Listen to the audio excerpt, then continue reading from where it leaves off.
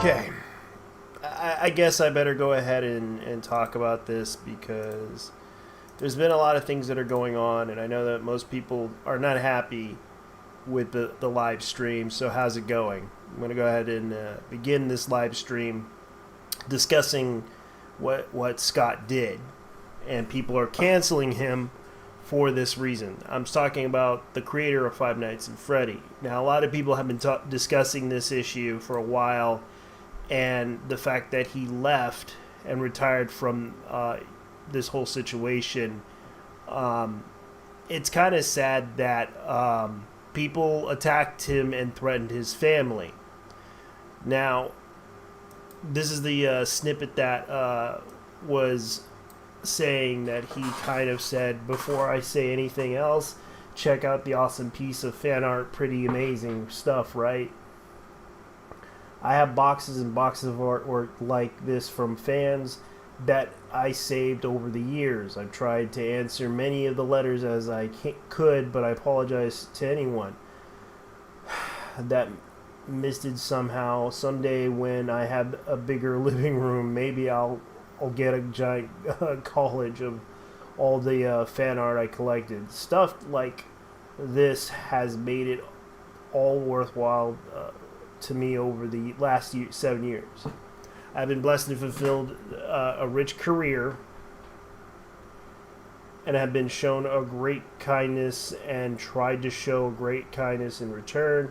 I have tried to make some good games, let the debate ensue. I've witnessed the creation of a possibly most creative, talented fan base on the planet. But here on the 7th anniversary of the first game trailer, as I realized that I was in the mid-30s when I created the series. Now I'm approaching my mid-40s. I realized that I miss a lot of things that I got to focus on before Five Nights already became a success. I miss making games for my kids. I miss doing it for the fun. I miss making RPGs even though I stink at it. All of it to say I'm retiring. I've been shown tremendous love and support over the last year, and a lot of which has come from the LBGG community. The kindness has shown me has been surreal. Is this the end of Five Nights already? No. It just means that someone else will eventually be running the show, someone to my choosing, and someone that I trust. We will have to wait to see how it will play out, but the announcement will be made at some point. I have 6 kids now, although one of them is currently the size of a blueberry. I love them dearly, and they are my whole life. They're my whole world and my whole universe. Sorry if I misread this. I want to focus my intentions on them, focus on protecting them, spend time making things for them. I only ask that my fan base respects my decision. I will still be around, not only in capacity that I used to be, but will be blessed. What a blessed career I had would be wonderful people I met, and the tremendous blessing to have been able to know them all. To you, of you, thank you so much. See you in the flip side. So, I'm not going to try to be upset with him. I understand the situation with him, considering that there's been a lot of discussions on what was going on. And this has been discussed a lot and debated a lot on the internet. And this has been the fact that people are kind of, I kind of understand where he's coming from. But, of course, a lot of people, especially game journalists, are disrespecting him, saying goodbye. And I'm just like, you know what? He's rich. So he doesn't really care about this. He doesn't want to be involved in this. He does not want to start a fight. But yet people want to threaten him and want to bully him, and just because he supported something they did not like. and that's fine. But when it comes down to it,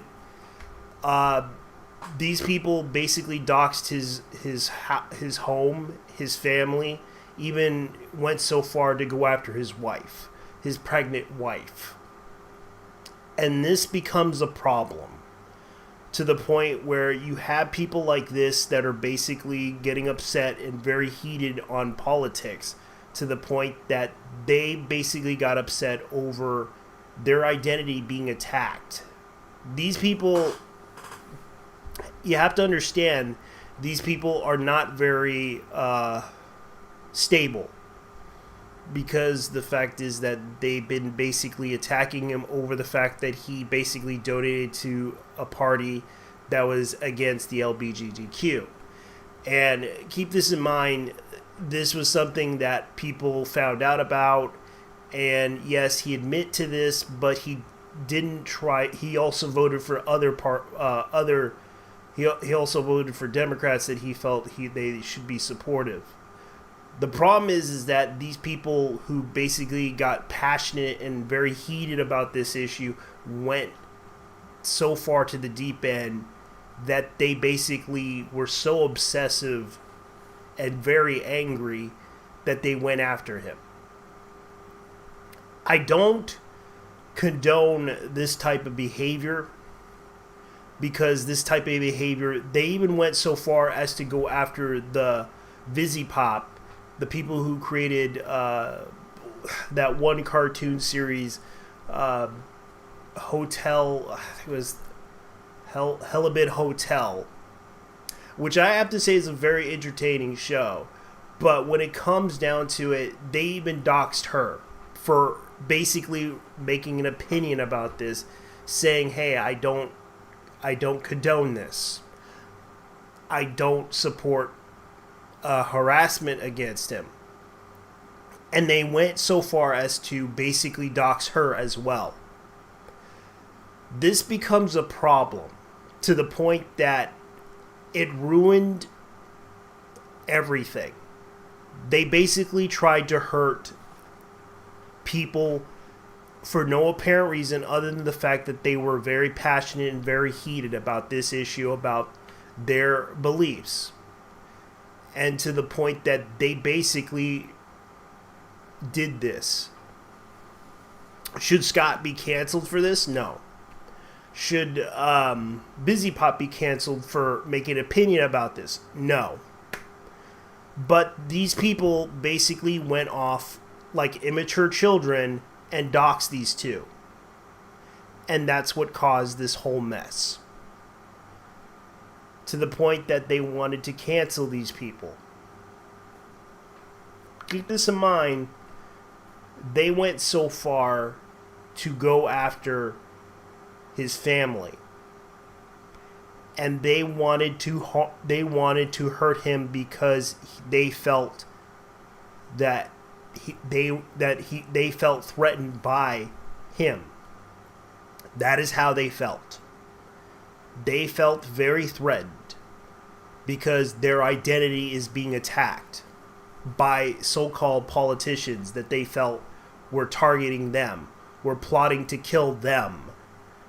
The reality is they can't kill them, but yet they believe this. These are the people that are very mentally unwell. These are people that basically live on Tumblr, who are basically telling people that they are they feel threatened by being attacked for being gay, for being attacked for being LGBTQ, for being trans, for being a lesbian, for being whatever identity that they believe to be. The problem is that they have these people feeling attacked by this. And they went after Scott over this because they felt threatened by Scott. This is something that should be addressed, but unfortunately they don't want to address this issue very well. Not even journalists would ever address this issue because of the political heated issue that they have with Scott. But Scott's rich.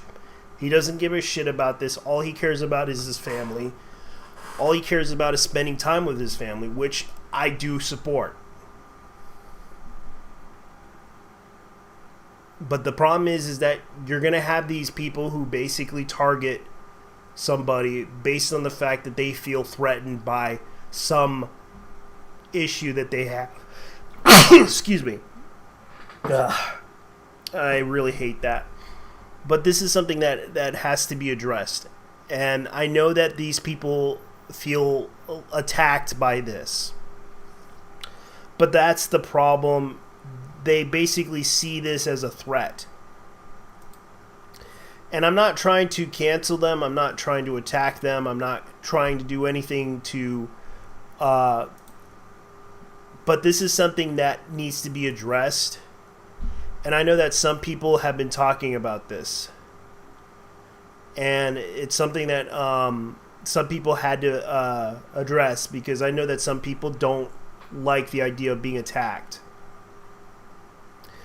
It's something I want to discuss about, because it's obviously a situation to where people feel very much underrepresented, and the fact that I'm just going to go ahead and be brutally honest with you guys, I think this is crazy. Because a lot of them feel like they're being attacked, and most of these are children. And it's kind of why people are upset with the idea of these people basically attacking them. And I don't condone attacking these people or harassing these people. It's not the LGBTQ's fault. It's basically a few bad eggs in that community that represent that community that basically get upset over this issue. And the problem is you're going to have those people in that community basically getting upset over petty issues, over political heated discussions, and get upset over it. So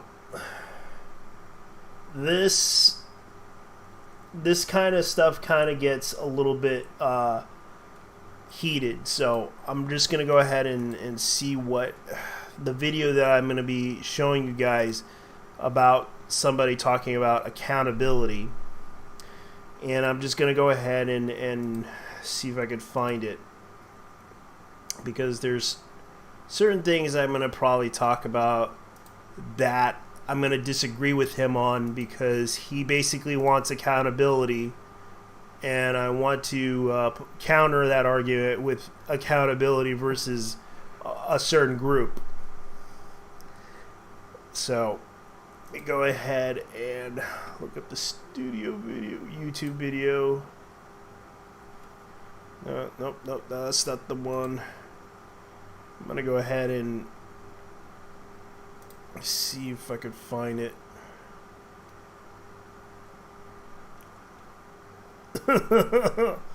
Alright. You see here. Let's see if I could find it, because I remembered I watched it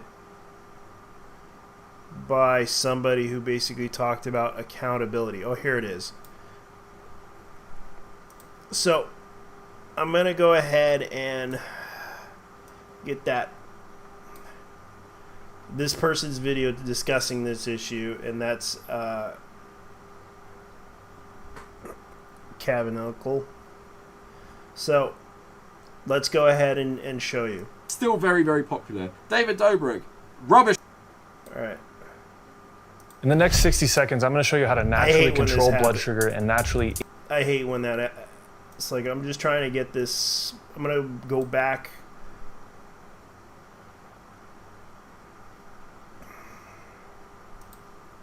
At Freddy's Scott Cawthon drama inspired me to make this video, because I'd never been exposed to the cult of personality around this guy for making Five Nights at Freddy's. Now, it also so happens David Dobrik has also made a comeback, despite being, cancelled about 2 months ago for actually doing pretty awful things.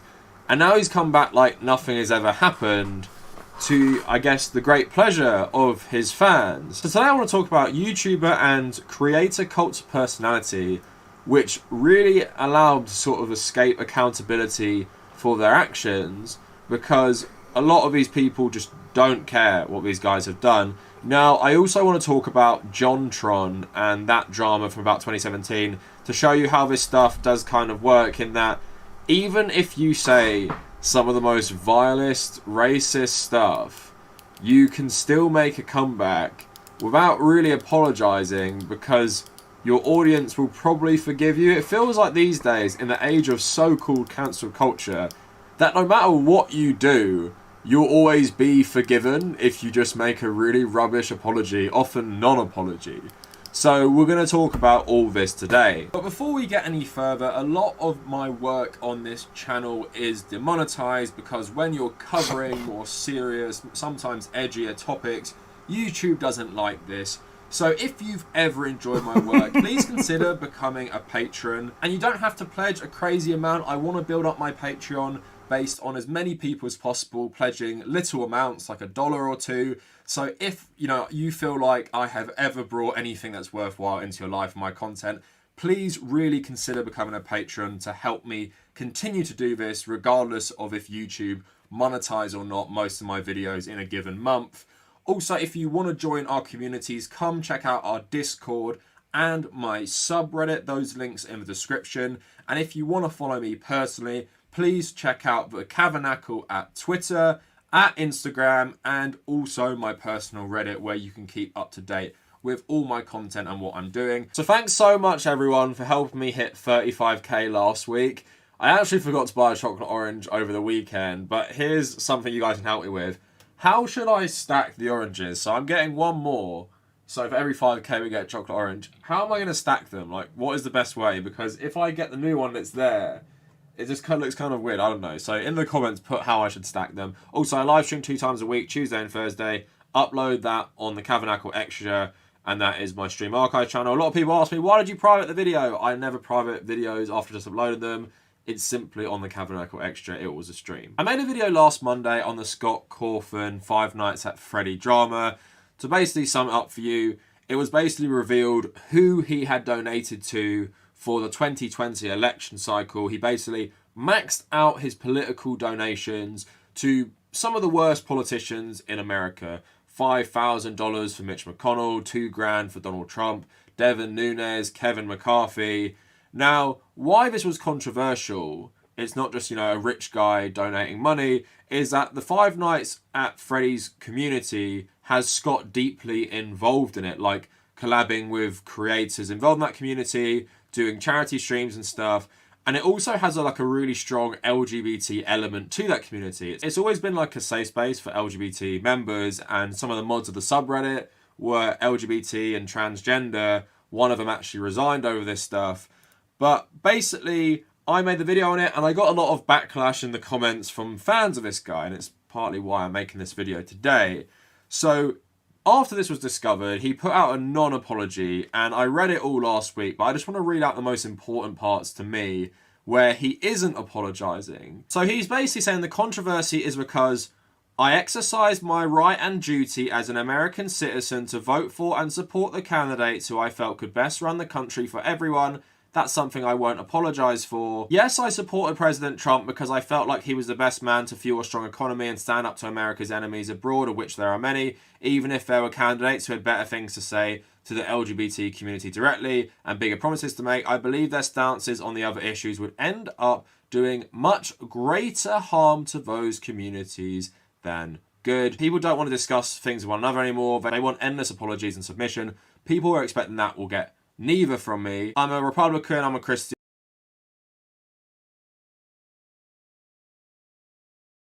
Which is in his right to do so. Which he's not going to apologize for that reason. And the fact that people don't realize this. And I want to go ahead and address this issue. Because the fact is that, yeah, Scott, you're in the right to not apologize to those people. Because those people basically harassed your wife. Do you think they deserve an apology for harassing his wife? That is the question. That is the question you should ask, because that's what was going on. You probably don't get the whole the issue was he basically they threatened his wife. These people basically doxed him and threatened his wife. That is the context of what you should have been aware of, but yet you basically went off and said, "Oh, he needs to apologize. He needs to hold himself accountable." No, he doesn't have to, because of the fact that they went after him, went after his family, threatened his wife. Do you not get that in your head? Why should he apologize to people who threatened his wife? They should have went after him, not his whole family. That is the thing that you should be aware of. Why should he apologize to people who went after his wife? Think about it for a moment. Who basically threatened, who made threatening messages, who threatened his wife, who said real hardcore disturbing shit at his wife, who basically disrespected his wife on social media. So tell me, do they deserve an apology, Mr.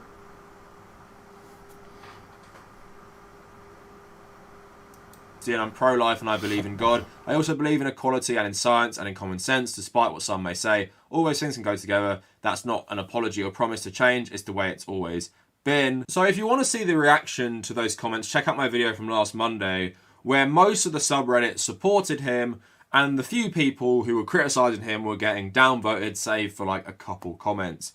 And it's really not hard to see that this guy is very unapologetic. And it's a really, really flimsy thing to say. It's your right as an American citizen to max out your political donations to people who not only are opposed generally to LGBT people, but actually campaign on making their lives worse. And he's trying to play it off as like his right as an American citizen. Now, the differences with this guy compared to like a film director that you don't know, or, you know, Hideo Kojima or something like that, another game director, is that these guys aren't deeply involved with a community like this guy is. And this guy has cultivated a safe space for LGBT people, which is essentially boiled down to making money off the LGBT community, then funneling that money into furthering their oppression by supporting these politicians and trying to help them get. Okay, that's a little bit too much of a harsh thing to say about him, about that. Because he basically tried to be nice to the people. And the problem is that, yes, he's a Christian, yes, he's a Republican, and yet people got upset over the fact that he donated money to these politicians that they don't like. They don't basically like them. I understand why, because they feel threatened by those politicians for taking away their rights. But he's well within his rights to donate to those politicians. It's not like it's something that you and me can stop, because he is an individual. He decided to donate to them. Yes, what he thought was the right thing to do, but he also donated to other politicians as well, even though he disagreed with those politicians. But he did donate to them. Like he said, he donated to Tulsi Gabbard. I'm pretty sure you know who she is, but no one likes her border policies or the fact that why the hell would you want to care? Get re-elected. So he eventually has retired from the game, from the community. He's going to hand it over to someone else, which probably means he'll still make a lot of money off his stuff while shielding himself from the controversy. So he started the resignation talking about some picture someone drew for him, and he ends it with, "I have 6 kids now. I love them dearly. They are my whole world and my whole universe. I want to focus my attention on them, focus on protecting them, and spend my time making things for them. I only ask that my fan base respect the decision. I'll still be around, just not in the capacity that I used to be. What a blessed career I've had. What wonderful people I've met, and what tremendous blessing to have been able to know you all. Thank you so much." So yeah, he has retired and is probably going to continue making a lot of money of this community while avoiding a lot of the controversy. But like I said, I was exposed to this cult of personality around him that I really didn't understand, because these games don't even look good in the first.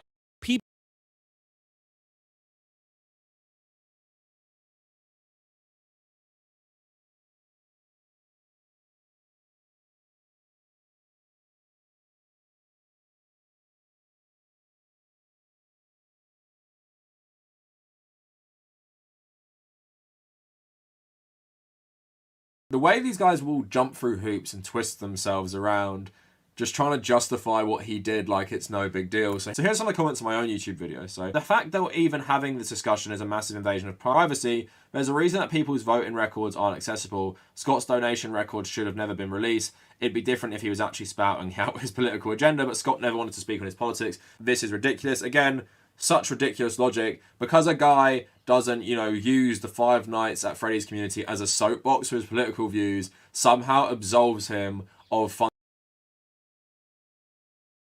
He never used his Five Nights as Freddy as a soapbox. He used his money secretly to support certain things. Yes, they were horrible things, but it does not mean he's going to hurt everybody. Jesus Christ. Funding some of the worst political candidates in America who want to hurt a large section of the Five Nights at Freddy's community. So another one, politics isn't black and white. Just because Scott supports Trump and other Republicans does not equal him agreeing with everything they stand for. I'm a Biden supporter, but I support him because I believe he will make the country clean and provide a safe space for all communities, not because I want other countries to be drone striked. I mean, this guy's a Biden supporter, so I'd say, if you're a supporter, not just a Biden voter, if you're a supporter, you are pretty much doing the same thing as Scott here. Maybe not as bad, but of course. So basically, Biden isn't as bad as you think he is, but yet he is basically reopening the military-industrial complex, allowing a company that sells ammo to other countries. Right now, the military-industrial complex is actually doing pretty well for themselves now, because war is about to happen soon.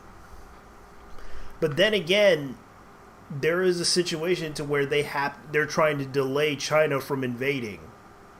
And the fact is, Japan is making their own weapons, and they don't want the US to sell them their F-35s, which is a smart move to them, because right now they're actually building their own freaking plane, if you ever heard about it. And I'm pretty sure you heard about that, the whole international situation to where Germany's considering making their own plane, their own jet fighters. Same with other countries. And right now China is trying to buy some new planes too from Russia. Oh yeah. And the fact is, the military-industrial complex is back, baby. War is about to happen sooner or later in a couple of years or so. And yet, you want to continuously try to debate the issue about that. Okay, fine. Let's continue. Of course, heavily endorsing candidates, not just begrudgingly voting for them, means you pretty much agree with most of their agenda. And if, like Scott said, he believes in equality, why are you funding politicians who not only don't believe in that, like I said, are waging a war on equality? So one more, who he voted for or donated to are his business. Same goes for his reasons for doing so. Last I checked, this is America, where you have the choice to vote for whoever for whatever reason. Scott has never put any hints of his politics into the game, so y'all are specifically searching for stuff to be mad about. Should we interrogate you all for your voting or donation choices? It's just a really weird notion that, again, because the games aren't political propaganda for him, They're not political propaganda. They're basically meant to be it's a horror game that basically is about trying to fight off a mechanical robot that is possessed by something. And yet you want to continuously try to debate the issue on the fact that he basically donated to somebody that basically was against a community that he fostered and helped, put out a safe space for. And he wasn't trying to be mean to them or anything like that. He just wanted them to feel welcomed in that community too, because they're a part of that community as well. But when it comes down to it, I get that some people don't like his donations to those parties, because he said and he quoted, the reason why he basically donated to them because he felt that they can help the economy. That was his main focus, was the economy, and that was basically money. That's what it was. It was all about the money. Same with what you feel. If you don't want to support Scott, then don't support Scott, but don't go off on him and try to go after his wife. That is what a lot of people are saying. Shouldn't face any repercussions. Of course, he can vote and donate to whoever he wants. Doesn't mean that people can't be outraged. It's just such a ridiculous argument that... Yes, people should not be outraged, but unfortunately people oh yes, people should be outraged. Yes, they should be. But they don't have to go off on Scott. They could have just went like, well, I'm leaving the community, bye-bye. Simple as that. They don't have to feel like if they don't feel welcome to the community, then they can leave. That's simple as that. Voting should be private, donation should be private, and the most outrageous thing is they're not private anymore, not that he actually did these things. So this is the cult of personality, and if you go onto the subreddit now, thank you, Scott. You have other people saying he was forced to retire because of the violent left. Thank you, Scott, for Father's Day. Has a picture of him. Loads of upvotes to the award. Another guy, dear Scott Cawthorn, I don't know if you will see this, but God made you special and he loves you very much. More artwork about him. So these guys clearly still like him despite what he's... Because, yes, what he did was terrible, but he wasn't, trying to hurt anybody. It's kind of like Scott. It's kind of like Mr. Rogers in a way, and everyone used to joke about him. But then again, it's like people don't realize, people do like these people and still do. It's just not everyone's going to try to bother with the drama because the drama because you have to understand, the drama made him look better because of the fact that you basically attacked, if you wanted to cancel him and then go after him, you go after his wife, you go after his children, and this is what the backlash to this, it all backfired because of the fact they all feel sorry for him because of the fact, yes, the cult of personality issue, but what can you do? What can you say? Why can't he apologize for it? Well, you realize the reason why is because he was threatened. You cannot get that through your thick skull. He was threatened by, even his wife was threatened. Why can't you get that into your mind that he was threatened by these people? If he was, would you apologize to people like that basically went after his wife instead of him? They should have went after him instead of his wife. Because his wife wasn't involved in this. He was. He was the one that was donating it. Why not talk to him about this? But oh no, they went and attacked his wife. They went after his children. They went after him. They went after his whole family. So why should he apologize? Why should he be held accountable when the people that went after him should be held accountable for their own actions? They should have went after Scott and asked him, why did you do this? Why did you donate it to these so-called Republicans that are trying to hurt us? The problem is that that's the problem. Some of these people do it out of desperation, and some of these people do this out of fear and anger. Because of the fact they live in, they believe that everyone's out to get them. That's the truth. That happens. And it happens a lot to these people because these people feel threatened. They feel scared. And that's what happened. And it does happen a lot in that community. That they have to do this out of desperation because they feel threatened. He's done. And he's retired, but he didn't actually have to, judging by how the community have reacted. And he can come back one day. 100% he can come back one day.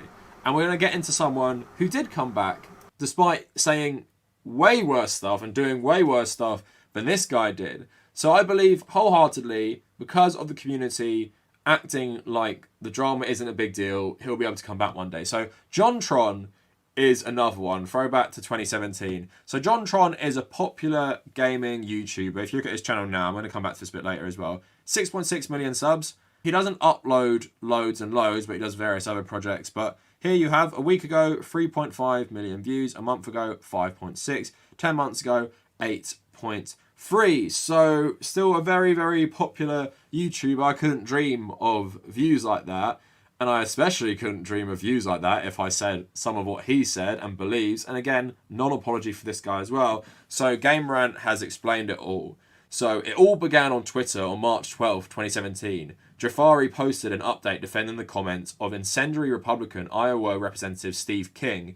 King is just, mask of fascist. Made a comment arguing against immigration, saying we can't restore our civilization with someone else's babies. The comment was widely criticised for being jingoistic and inflammatory, but found a defender in JonTron. He says, wow, how scandalous. Steve King doesn't want his country invaded by people who have contempt for his culture and people. Nazis. So this isn't just one-off tweet. He goes on and on. So Jafari followed up by saying, this whole stupid system relies on rational people being shamed into shutting up. Glad to see that's falling apart. This follow-up caught the attention of Destiny, who had a debate with him. You guys might remember. It's pretty famous. Jafari's comment in this debate have made him the subject of discussion since. It was about a 2-hour debate. I'm obviously not going to play the whole debate for you. So here's some examples of what he said on it. So Jafari stated his belief that the United States of America does not need immigrants from incompatible places, and he voices concern about demographic displacement of white people, which he compared to South African apartheid, saying, I do recall this, and he said some really disturbing stuff. But to be honest with you guys, he basically made a video commenting about this issue, saying that, hey, I'm sorry, I was stupid. And he admits to this. He admits that he was wrong about this. But he basically told on the video that, yeah, I didn't know any better, and I'm sorry. And this is something that people need to understand. Like, he did apologize to this whole problem. And the fact is that I recalled that he basically said, hey, I'm not an expert. I'm not a politician. I basically... and he was making really bad jokes. Like, he was trying to be like 4chan or extremist, but it was just cringy as hell. And the fact that Destiny basically caught him on the run on that whole issue, and it was just bad. It was really bad. So here we go. There is one American in America who doesn't see himself as strictly American. We have ourselves a problem, stated Jafari over the course of the debate. In particular, these beliefs stem from the perceived creation of ethnic enclaves of Mexican migrants, stating that undocumented migrants want to break off parts of America. Yikes. It was not just Mexican migrants that are mentioned by Jafari, however, the YouTuber also pushing forward with an argument that white people are aggressed against in their own nations, while stating that black Americans from wealthy demographics commit more crime than white Americans from poorer demographics, a statement that is worth noting that is unfounded. Jafari also argued against the need for further equality in racial grounds, stating that we've gotten rid of discrimination in our Western countries. Clearly haven't done a good job with all his beliefs that are insanely racist. So once again, these comments surprised many who followed JonTron. So he took to YouTube to help clear up some of his comments from the pressure of the debate, saying he wasn't prepared for it, and he was a bit of all over the place, saying lots of stuff that could be misconstrued in all sorts of ways. So this led him to taking a break. Maybe he was the first YouTuber who did this, have an insane controversy, and then slink away to come back later to a community that will welcome you with open arms. But I've just scratched the surface. If you actually watch the debate and watch his apologies, or so-called apologies, he's not very sorry. It doesn't seem like he's ever been sorry for this stuff. Obviously, he was pushing like far-right stuff like white replacement, white genocide. He was also quoting statistics from like Stormfront and far-right outlets like that. So this guy clearly has very extreme beliefs, or at least he used to. But let's remember, right, I'm 25. I think he's 31 now. This was 4 years ago.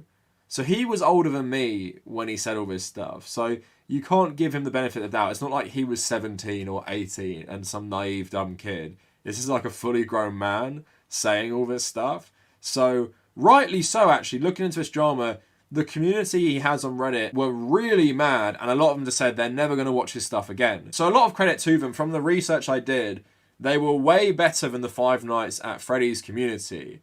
Of course, maybe it is a bit easier because he's so explicit in his racism. But let's get into some of the comments that basically show a bit of a problem with this stuff and how these people view YouTubers. So 4 years ago, unpopular opinion, I don't give a f about his worldviews and will still enjoy his content regardless. Someone else, hey JonTron, you are awesome. Don't let Redditors bring you down. They are overly political and believe wholeheartedly that you are a bad human being for talking about race. For me, I don't give a shit. Your entire purpose for me is to make those funny videos you make. You're very good at it, and I don't want some political rages on Reddit to stop the good things you bring to my screen. I'm glad John decided to do a proper statement. The flustering on the stream didn't help, and I'm glad this is going to be the end of the political shit from John. John said some fucked up things. That doesn't mean I hate the content he puts out. I disagree with his strange views, but I still respect him as a comedian and content creator.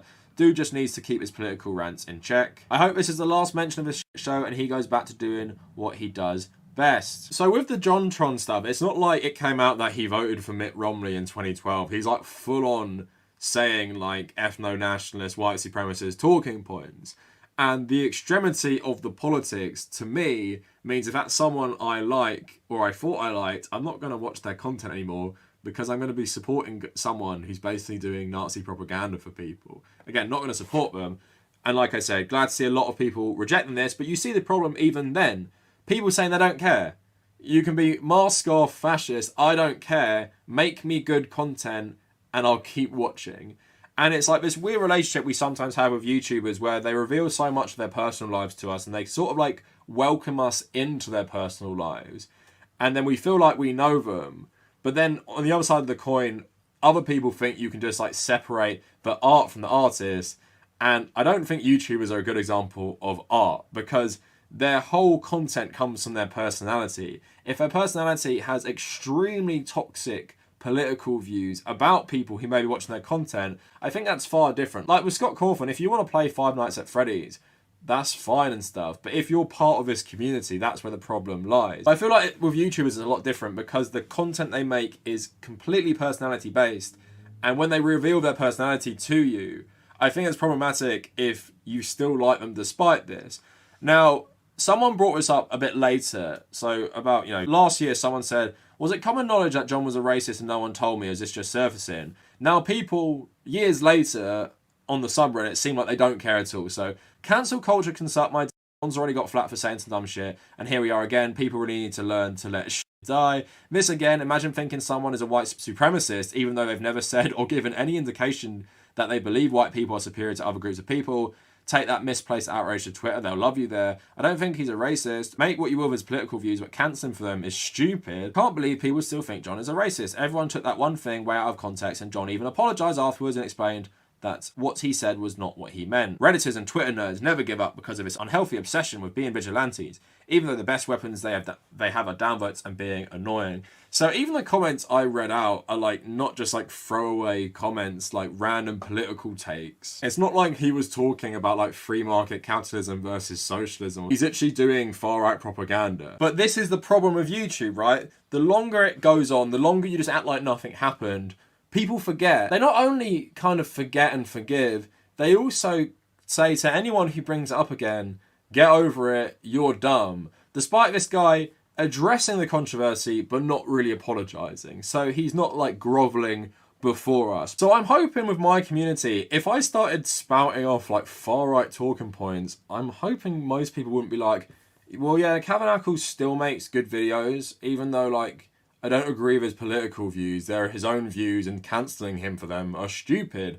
Now, let me watch his, personality, political-driven content. It's not something you can really separate on this platform. Like I said, it's not so much like the Scott Cawthon's work of art or like Hideo Kojima's work of art or any director who is extremely controversial. Like Chinatown is a very good movie. Roman Polanski is a horrible, horrible person. But if I was watching Roman Polanski's YouTube videos where he plays video games or gives opinions on stuff, then you cannot separate his toxic personality from that. Now let's talk about this in real time, because here is a YouTuber who is doing this in real time. David Dobrik has made his comeback only 2 months later.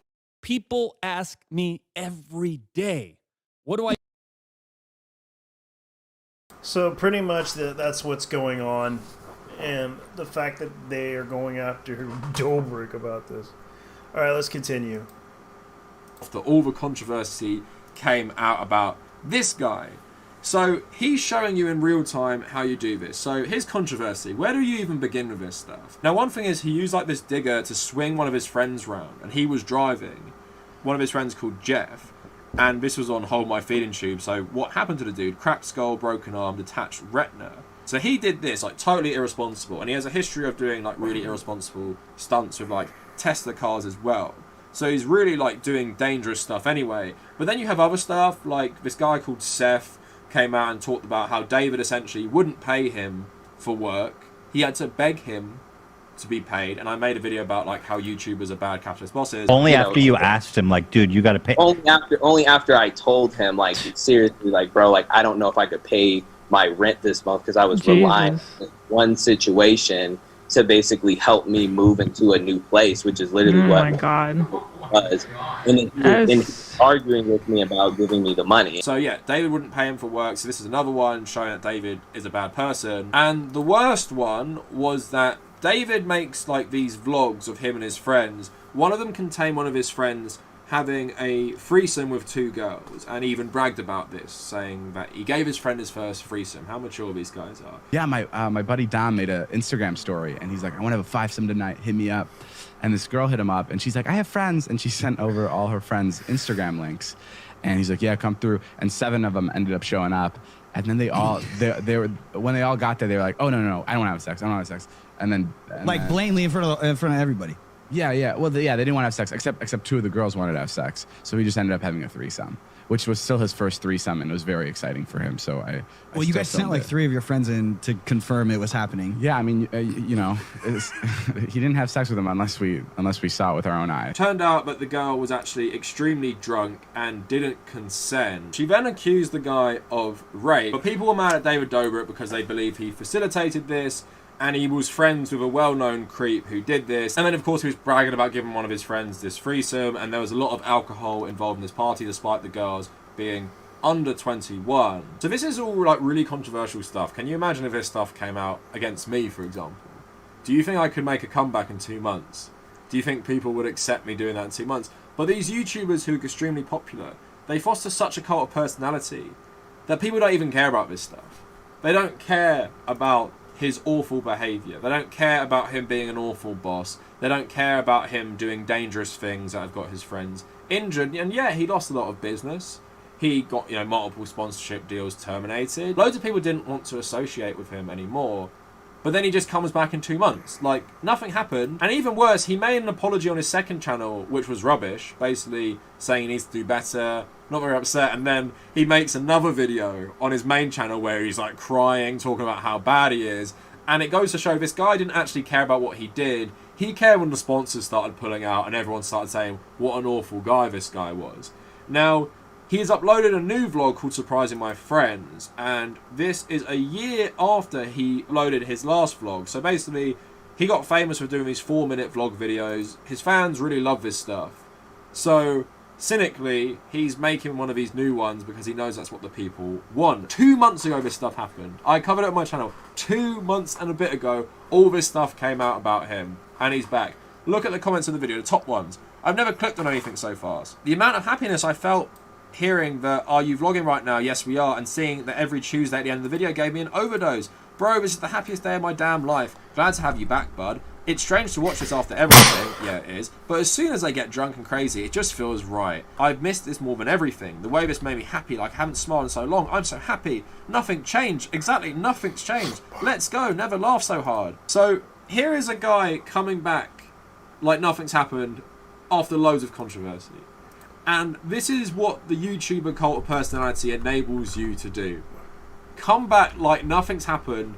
If you address the controversy, apparently that's good enough. Even though his apology was awful. Even though that Scott Cawthon didn't apologise and his cult still defend him. JonTron didn't apologise. Still very, very popular. David Dobrik, rubbish apology. Had to do a second apology because it was so bad. And it seems like it was only motivated by self-interest. All his fans love it. And like some of them say, this is weird. But after I started watching it, it's great. I've missed this so much. And these guys just don't care. And that's so concerning to me that these celebrities and especially YouTubers constantly reveal themselves to be bad people. And they don't have to work hard at all to come back. Like I said, he lost sponsors, but think about in a year's time, he's going to have all these videos up, loads of money on YouTube, new sponsors who won't care because now the audience don't care anymore. So the sponsors don't care anymore. They can get their product on his channel, on his Instagram, because now the outrage has died down and he acts like it never happened, then the brands don't care anymore. And this is something you see more in the online space than I feel like traditional celebrities. Because people like Kevin Spacey, I fully believe, are going to make a big comeback, right? But the general reception of someone like Kevin Spacey is most people hate him. And what he did is so far beyond acceptable. And there's lots of different actors like that. And I feel like in mainstream Hollywood working stuff, that people actually do have to go on a bigger hiatus and actually suffer for being a bad person or making really bad decisions. But with YouTube, it feels like you don't have to do this. And I don't know if it's related to like gaming vlogging channels where the audience are maybe younger and more naive, or if it's just a problem that if you make content based on your personality, people think they know you very well. So therefore, when you do these half-hearted apologies, or maybe when you're David Dobrik and you start crying in one of them, they feel really bad. Maybe they put themselves in your shoes. Maybe they feel more empathy because they feel like you're their friend. And it's probably easier to forgive a friend than it is to, forgive a celebrity. So they're more willing to accommodate this stuff. And like you saw with the Scott Cawthon stuff, or you saw the JonTron stuff, these guys will just make ridiculous excuses for these people. Like they are their lawyers or something. They can't just acknowledge their behaviour was bad and they might not watch them anymore. And it feels like this just allows them to really not be accountable for anything. And it makes the whole thing even worse. I think David Dobrik was a bad person anyway. Like, I've criticised him in the past. Okay. That kind of does make his argument okay, but this is something that needs to be addressed. And he's not going to like what I'm about to tell him. The fact that there are a lot of things in that kind of points out to this issue. And I want to go ahead and address this issue because it seems that some people may not realize it, but I guess I better go ahead and talk about this because he wants to talk about accountability. Okay, fine. Let's go ahead and go with an example of someone in the LGBTQ who did far worse than what Dobrik did. Like, for example, Boy George was sentenced to 15 months in jail. Former Culture Club frontman Boy George was sentenced today on January 16, 2019. For 15 months in jail for being found guilty for last month for falsely imprisoning a Norwegian male escort, Audun Karsland, whom he met over the internet, tried under the real name George Dowell. The 47-year-old Briton denied a charge of false imprisonment at his London flat in April 2007. After the jury ruled against him, Judge David Radford had warned him that he faced prison term. However, the length of the sentence surpassed the lawyer had expected in jail terms around 3 months. This offense is so serious that only an immediate sentence of imprisonment can be justified, and Radford said. I'm taking no account to the ramifications of such a migrant like Boy George, of all people. Boy George basically left an escort in the middle of nowhere in a room in his apartment and abandoned him and basically did something that was totally wrong. So does Boy George have to answer for his crimes of accountability? I don't know. You tell me, since you're the expert here. You live in the UK. You probably heard about Boy George. Boy George used to be known for that one song that was that one hit. Come a chameleon. You remember? Boy George used to be a really popular music artist when back in the early 80s when I was a kid. And I still like him. I still do. and I forgive him for this, but it's like I do feel bad for the escort though, that he basically abused a sex worker. And it was kind of funny though, because it's like, okay, so imprisonment. O'Dowd remains calm and stood in the dock, and the verdict clearly shocked friends and family, some whom burst out into tears. The singer had told police that he invited Carlson back in his home after cocaine-fueled pornographic photo shoot in January 2007 because he suspected the Norwegian was stealing pictures from his computer. During the 2-week trial, Carlson countered it. The singer had handcuffed him to the wall and beat him with a chain. Oh, yeah. That's kind of what went wrong. And he thought that this guy was stealing pictures from him. Oh, that's funny. Okay, and O'Dowd did not give evidence during the trial. The Snarkbrook Court in East London heard Carson describe how he sustained injuries during their meeting in April 2007 from being beaten and handcuffed. O'Dowd's lawyers said that the injuries were consistent with bondage gear the Norwegian had worn. O'Dowd had struggled with drug problems in 2006 and was sentenced to community service in New York after admitting to falsely reporting burglary. Police responded to the call and found that 13 bags of cocaine in his apartment. Yeah, so that's pretty much what Boy George did. Like, he was on a drug-fueled freight train of cocaine. Like, he was going...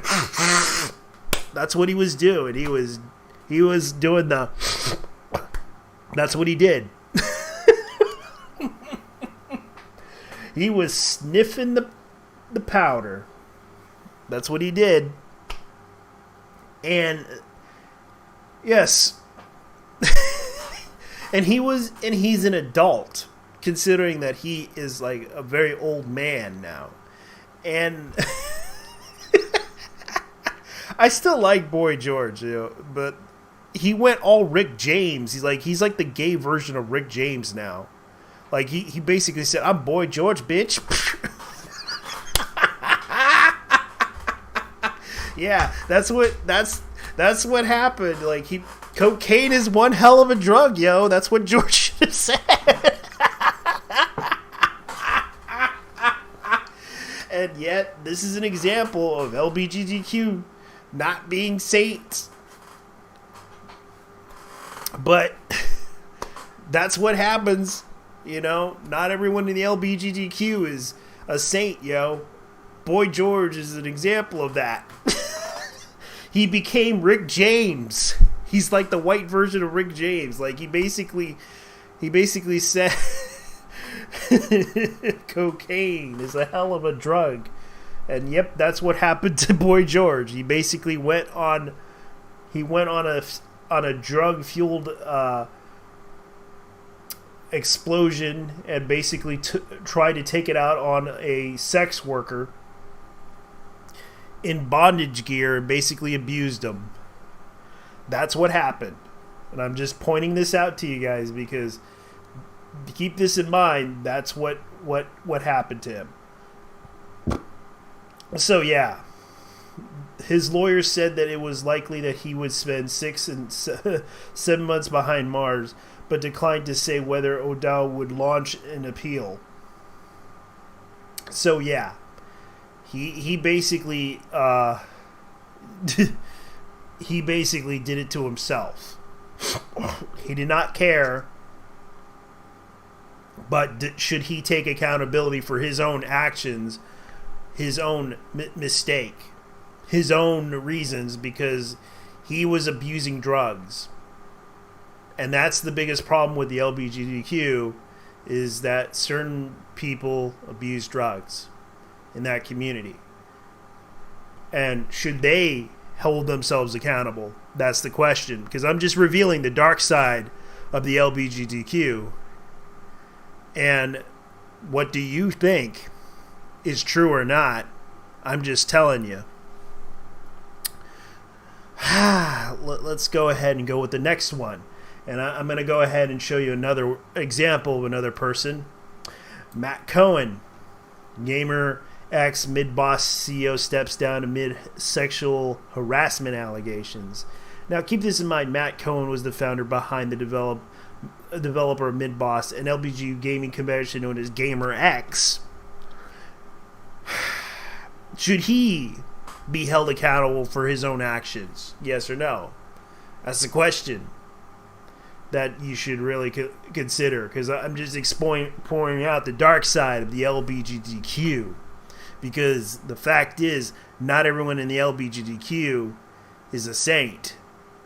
And you think everyone's a saint. So I'm just going to go ahead and point out something here. Sexual harassed workers, exploited inexperienced employees working in the games industry. Conan alleged behaviors and first emerged after musician Liquid Crystal turned to Twitter claiming that both Can and Mid-Boss severely mistreated their workers and have a streak of taking advantage of young queer people. She also alleged that based on the experience of former employees that confined in her consistently undervalues women and enables others to do the same, along and engaging with inappropriate sexual content in the work setting. So this is what one person said. While people were talking an employer mistreatment in the games industry, reminder, Matt Cohen and Mid-Boss, makers of 2064 read-only memories, several mistreated their workers and have a streak of taking advantage of young people. Young queer people in tough situations in order to underpay them. The story continues and it goes even deeper than I knew. I had already heard a lot of scummy stuff. People are scared to speak because it's a small studio, easy to trace back to them. But Matt Cohen took advantage of his workers with shocking consistency. Update: among the numerous people who have contacted me about Matt Cohen after this, top of the fact that he consistently undervalues women, enables others to do the same. It also has come to light that Mid-Boss Matt Cohen is a sexual harasser. I have seen multiple people accuse him of inappropriate sexual content in work settings, but some saying were sexually harassed by Mid-Boss Matt Cohen. Overnight, I received 2 more accusations of sexual harassment by Mid-Boss Matt Cohen when I made the first tweet. I had only known his behavior was bad and had hurt multiple people, but even I didn't know how bad or widespread it had gotten. And please, throughout this, keep in mind, multitude of former Mid-Boss employees are speaking about this. We're at 4 that I've seen publicly over the dozens in private. This is not only a tiny group in particular goal, these are experienced Mid-Boss employees. This thread is likely to end soon, but I want to make sure I mention, as I receive valid critique, that many cases of queer POC suffered most. They received even less or no pay for their work. It's a pattern in the game industry in general, and one that must be addressed. So, is the LGBTQ all-inclusive game industry really that great for some people? Not really. And let's see here. Her thread sparked further claims that former Mid-Boss GamerX workers and GX Australia founder Joshua Meadows said Kane personally made me, my partner, uncomfortable a few times and was completely unprofessional as a whole. Tyler Gustav, a former QA employee with Mid-Boss, claimed that faced sexual harassment, emotional manipulation, and real toxic behavior, saying that they were threatened with legal action. And this is what you get. Meanwhile, George Diaz alleged that Khan made repeated comments about his physical appearance, read through Facebook messages with Diaz, then boyfriend, without permission, showed him porn in the workplace, engaging in exploitive behavior during unpaid internship. Let's see here. A lot of POCs are afraid to speak because they're even more vulnerable, but it's important that we still make an important part of the conversation. We cannot leave out the way POCs often suffer, and in most ways suffer in unique here. Thanks for saying this. I was on the 2064 team very briefly, got kicked out without warning. It seriously hurt. Some of Matt's messages from the time frame seemed weird. Were pay, but the stories are suffice. They're making more sense. Okay, this is what he said. What's your name? Email. You get to set up the mid-boss account. We can get you from der at Gmail. Do you need any dev types? I have a friend that went through the program, I think, but he's needs entry work level. Hard to come by. Yes, no, I mean, if he's flexible, a quick learner, and cheap to free, yes. We don't need additional devs. You want just midboss.com? Yar, their email sounds great. All right, it's like, there's another one right here.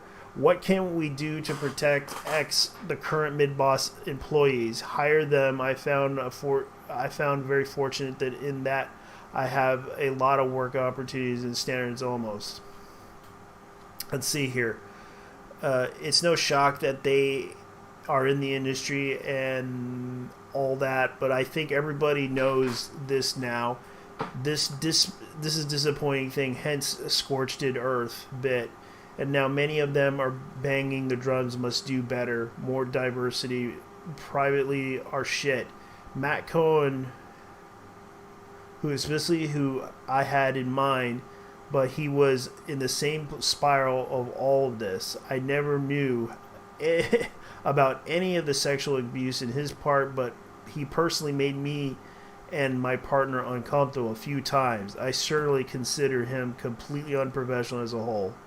Yeah, they pretty much hated Matt Cohen. And keep this in mind, this guy did a lot of things. Let's see here. Former mid-boss employee here. Everything in the thread is true. Unfortunately, my reality. A lot of sexual harassment, misbehavior, emotional manipulation, and other really toxic behavior. I was threatened with indignation when I spoke out. Let's see here. Yeah, that's pretty much what it is. George Huber is driven mortal. Okay, my interview with Matt was a pizza parlor surprise to me, where he was already hanging out with friends, barely spoke to me. He turns to me and asks, I want to internship for GX since it's such a huge favor, he being doing me. Then I left. That was it. He made consistent comments about my appearance, telling me I could be handsome if I changed my beard or haircut, etc. He used phrases similar to, well, I like my guys to look like that, so you should do it. He became annoyed when I said I liked it the way I looked it. Khan since stepped it down from mid-boss, saying that he made major mistakes and will not skip from my responsibilities to give you an answer. The game industry reports that mid-boss and GamerX president Tony Roca, and yes, there are some accusations against Tony Roca as well, which I found out, which led to the companies moving forward, because although Roca herself is facing allegations of sexual misconduct of her own, both by Liquid Crystal and the queer social worker Abby Bay. In later cases, Bay alleged that Roca became belligerent after they refused to sleep with her. Yeah, she basically threatened them with, if you don't suck my dick, you're transphobic. That was what happened. And a lot of people were were shocked to hear about this story from a lot of people talking about this. But having heard enough voices, people close to me have experienced this. People who have much more to lose than I do need to speak out. Bea tweeted, I'm going to use my voice and my experience. So yeah, not everything in the LGBTQ is unicorns and rainbows. There is also a dark side to the LGBTQ. It's just a few bad eggs that tend to be in that community. And you think everyone's bad, but including their own people. That's something that the LGBTQ should learn. Not everyone's out to help others. They're in it for themselves. And that's what they should learn. You can trust people, but only trust the ones that really do have the merit to prove themselves. Like, I don't know, let's go ahead and go for another one. I think I'm going to go ahead and show you right now the current situation where a man who basically, a man in Florida Pride Parade is struck and killed by a driver. Police said Sunday that a vehicle a 77-year-old man was driving accelerated unexpectedly as the parade began and struck two people while the investigation described as tragic accidents. The driver in the pickup truck accidentally struck and killed one man and injured another, and the marchers were getting ready to begin a pride parade in South Florida on Saturday. The police in Fort Lauderdale said on Sunday that the driver was a 77-year-old man who was unable to walk in the parade because of unspecified alignments. Unspecified alignments. Hey. Hey, how's it going? Hey, JT, you're talking about that dude in Florida who ran over a bunch of people in a parade? Yeah, it turns out he was gay. Yeah, I had a feeling because the first thing I thought was, please don't let it be a Trump supporter. Please don't let it be a Trump supporter. I know. Yeah, I know Trump supporters are not that. I know. I want to clear something up. They are not that, okay? Yeah, so what happened was, it was so ridiculous. Like, this whole thing, because the whole situation was like, this is what it says. The vehicle the man was driving accelerated unexpectedly as the parade began to struck two people, the police said. After striking the pedestrian, the driver continued to across all lanes of traffic, ultimately crashing into a fence on a business on the west side of the street, police said. The police who conducted the investigation for drunk driving at the scene said the driver showed no signs of impairment. So the FBI and the police investigated to determine the crash was tragic, not a criminal act. It was basically an old gay guy. Oh. He was a part of some, according to this, they said both men who were struck were members of the Fort Lauderdale Gay Men's Choir, police said. So what happened was the old guy was a part of that group too, because they actually had pictures of the T-shirt in question that the guy was arrested with, and they found out that the guy was a part of that group too. Yeah, I mean, I saw the private fan. I was like, holy shit! Did someone cheat on him or something? Damn. Yeah, probably did. I mean, yeah. It's an accident. They're gonna rule it as an accident anyway. Well, it was sort of that way, but it was kind of surprising. Like, a lot of people were looking at that, going like, "Okay, is that guy a part of the gay pride?" Or because the guy who was in the truck was gay, and I was very skeptical when I saw it on the news regarding the Dodge Ram that accelerated and plowed. And the funny thing was, the truck had an LGBTQ flag in there. Yeah, it was on it. Yeah, it wasn't on the tailgate. It was. Yeah, so I thought to myself, oh my god, please don't let it be a repeat of what happened with Impulse. Holy shit! But no. Yeah, and it turns out the guy was a part of the gay choir, and I'm just like, oh wow. Like, I do feel bad. Like, this is kind of like a tragic situation to where one of their own, and I'm just trying to show because apparently there was a guy named Kavanaugh, whatever his name is, basically talking about accountability.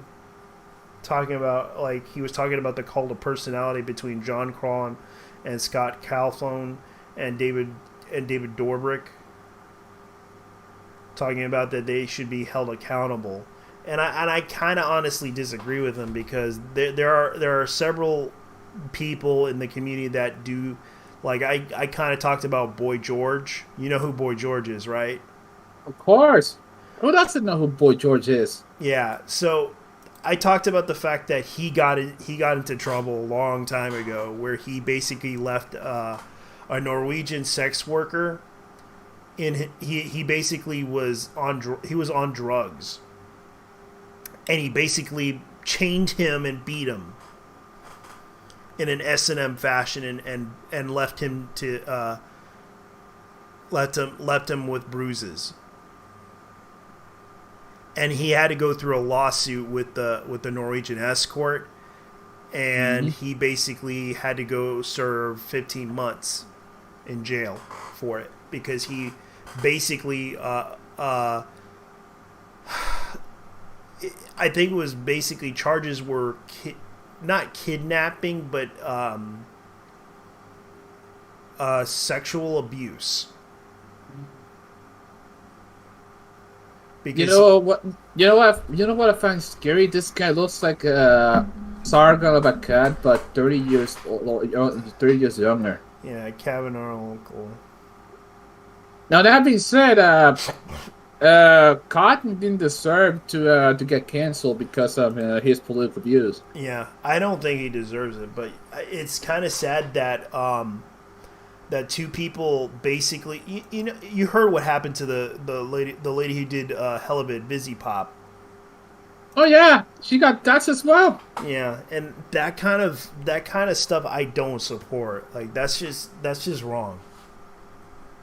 Because it seems like someone did that out of spitefulness and anger, because it just sounds like to me they were upset and got heated over the issue of the fact that Scott donated to these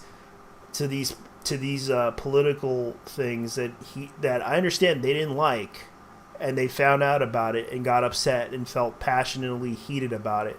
But I don't know why anyone would go all that way to go after his wife when they should have went after him instead. Because these people don't take prisoners. They're gonna be they're gonna attack you regardless of what you believe.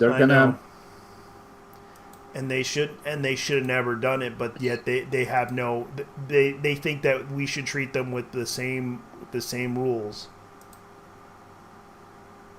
And you said just now the LGBT is full of assholes as well. Yeah. And these people who cancel them are actually those kind of assholes, the ones that actually make the LGBT community look bad. Yeah, and because yeah, because even I showed the dark side of that community, especially showing about Matt Cohn and also Tony Roca. Because Tony Roca, they're the people who made GamerX convention, and they also did a video game called 2064 Read Only Memories. It was a visual novel game that was really popular. I really wanted to buy that game, but I found out it was them, and I was just like, oh god, not them. Because they basically were, and to find out they were abusive to their own people in the LGBTQ. Oh my god. Yeah, and it's kind of why, and I also bring up Boy George, but I also bring up the fact that the situation to where one of their own people basically was LGBTQ, who was in a truck, who basically ran over one guy and killed him. God damn. Yeah. So the man in question, basically, what he did was pretty stupid. So let's see. So the person that was injured in the condition in the video obtained by local shows that the man being checked in Fort Lauderdale fire and rescue officials telling people in the crowd that he was okay.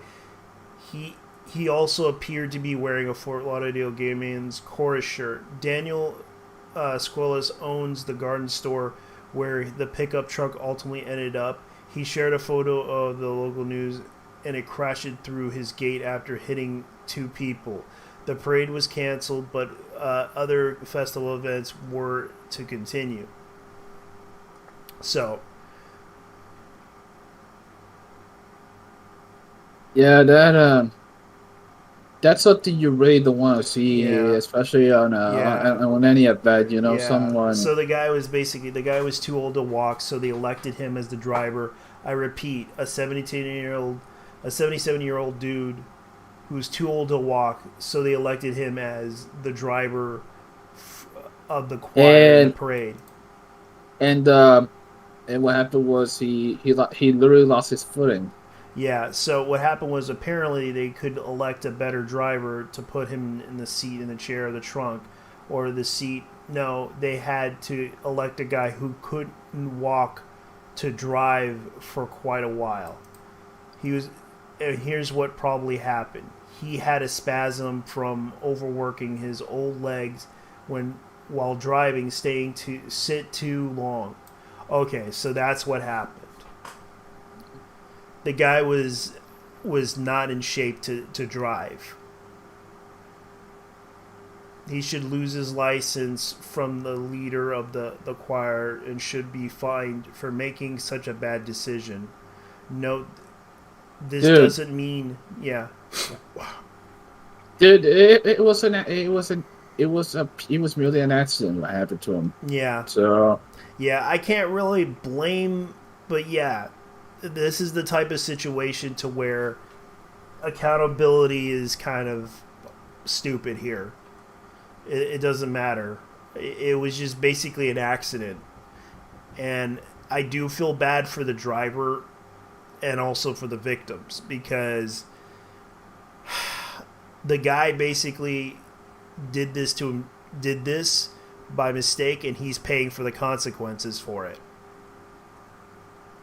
And I'm not going to try to cancel anybody on this. It's just a lot of people assumed that it was some redneck Trump supporter that did this, but it was really one of their own.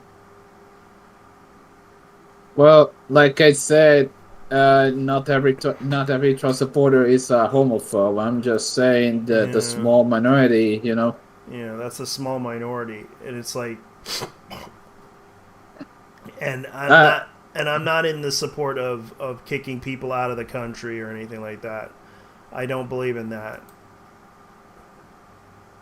And it's like, it's kind of sad too, because it's like, that's what's going on. And that's why people are upset about this. And I'm just pointing out, you know, should the LGBTQ hold themselves accountable for their own mistakes? The answer to that is probably hell no, because they won't, and they won't apologize either. The law is, well, as a character once said, the law is both a blessing and a hindrance. Yeah. And it's like, I'm not trying to be mean or anything, but I'm just showing, like, why are you going to get upset with a lot of things that happen when, even by the fact that, yes, the LGBTQ, they're not perfect either. So why are you going to get upset over someone else, you know, doing something you don't like, and he's not perfect either. You know, there was something else I thought. I thought the dude who ran them over was. I thought the second thing I thought was, oh boy, don't tell me it's a radical Muslim. I mean, like the guy from the Pole shooting was a radical Muslim. I thought. Yeah. Oh no. Shit. I remember that one.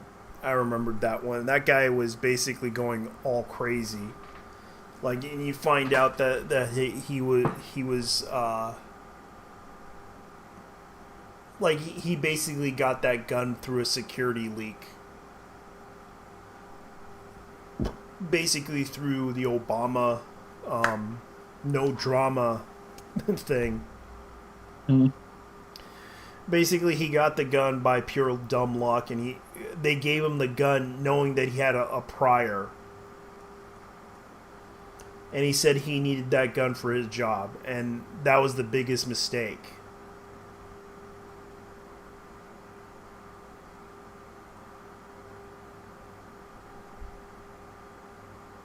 And I'm just pointing out a lot of the issues and a lot of the problems that a lot of the things is like, should the LGBTQ have their own accountability? Should, for their own mistakes? Should, because the fact is, this was the biggest mistake they had.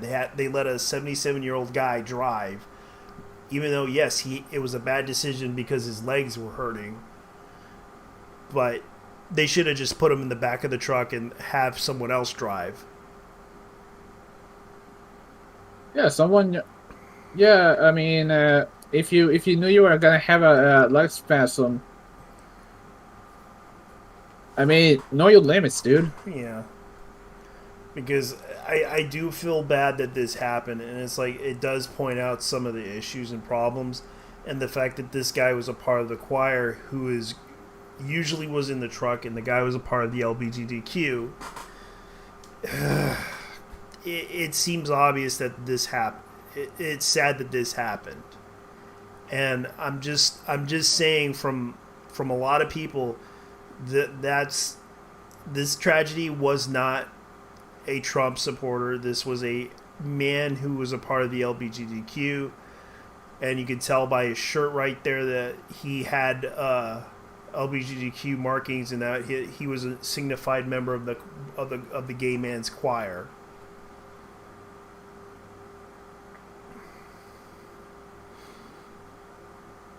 So, pretty much, this situation's kind of sad, really. And I'm just trying to explain a lot of the issues that there is a dark side to the LGBTQ. Like, it's going to happen. Like, mistakes are going to happen in that community. And if people are going to trying to hold somebody accountable, the only people that should hold themselves accountable is themselves. And that's what Scott did. He held himself accountable. Did what he felt was right at the time.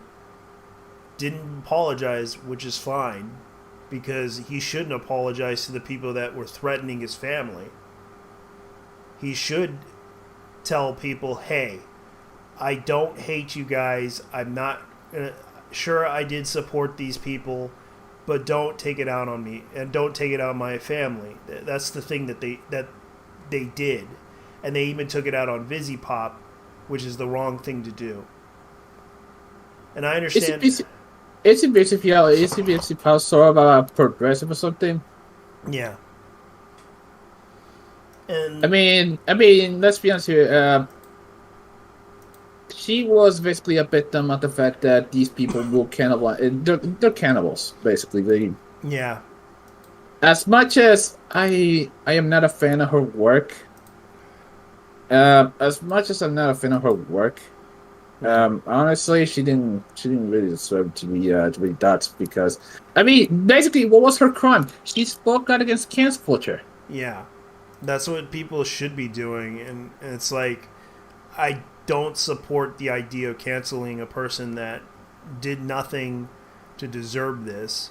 Sure, you're upset that he basically gave money to a political party years ago, and you're upset that, and those people lost.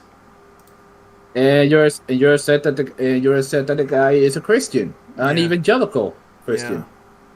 Yeah, I mean, for God's sake, man. I mean, let the man pray. Let the man worship Jesus in peace, man. Yeah. Jesus. And the fact is, I am not.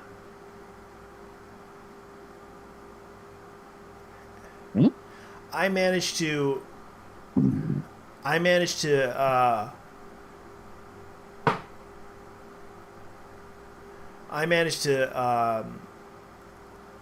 let's put it this way. I realized he's rich. So let's face it. And people You got fucking money. Yeah, he's got money. He's got FU money that he could deal with.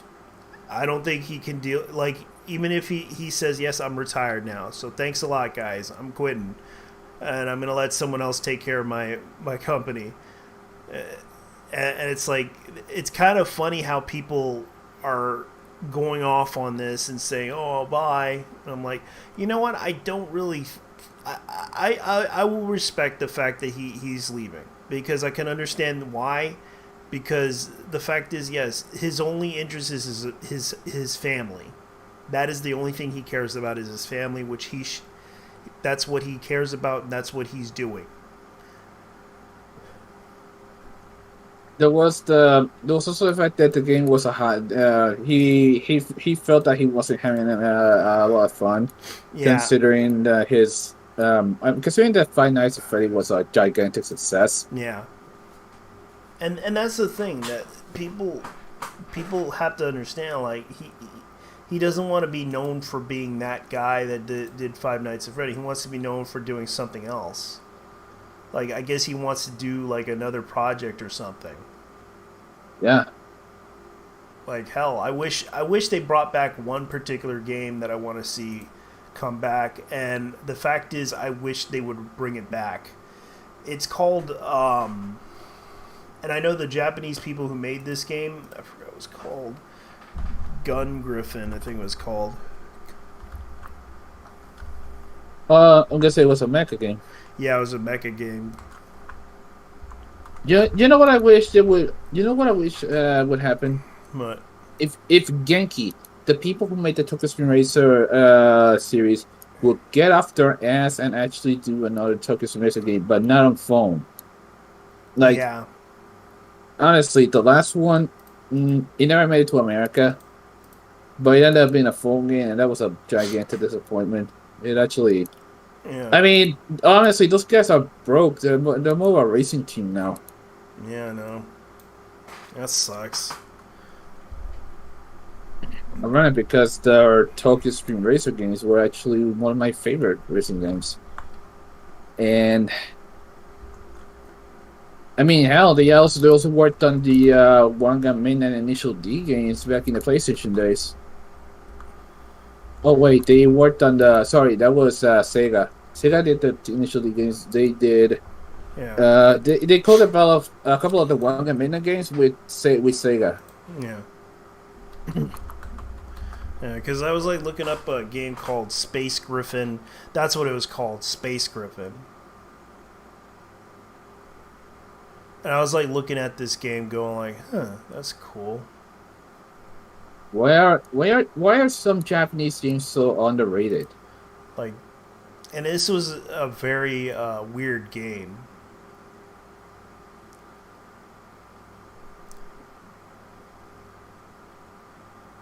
So what exactly was Gun Griffin about? It was basically about it's like a.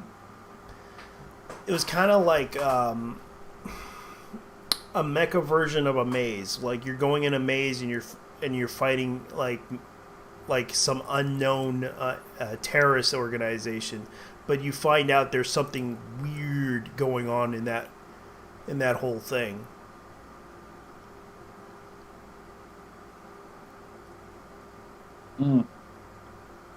Like World Tournament and shit.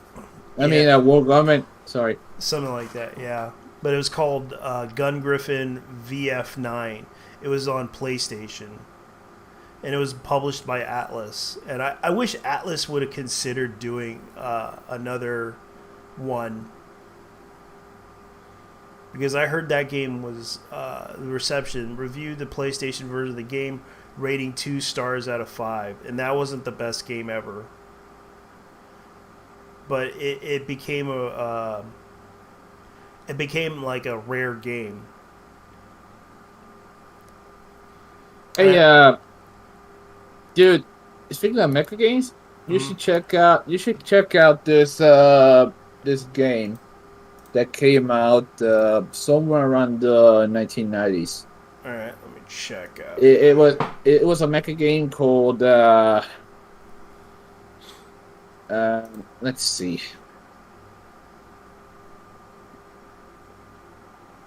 Let me find the name. Meanwhile, keep going. Yeah, because it's because a lot of the stuff that's going on is kind of crazy. Let me go ahead and put this over here because I'm like, oh man, there's a lot of things going on, and it's like there's a lot of shit going on. Emerald Rangers, look it up. Admiral Rangers. Emerald Rangers. Omega Boost. There we go. Omega Boost. I remember Omega Boost. I played that game. Do you have an idea who developed it though? Omega Boost, I think it was Psychogenesis. Nope. Who? Polyphony Digital. The people behind Gran Turismo. Yeah. This was actually Polyphony's only mecha game. In fact, the only non-racing game they've ever made. Yeah, and it was a shoot 'em up. And I remember playing this game. It was like one of the really, but yet they actually did do a remastered version of it. And I remember seeing the remastered version. Like I heard about it, and they released it on I think PS3 digital store, and it was one of the few remasters that they did. And I remember the interactive video for it. It was actually really cool. But I really want to get that Gun Griffin game because it looks really cool.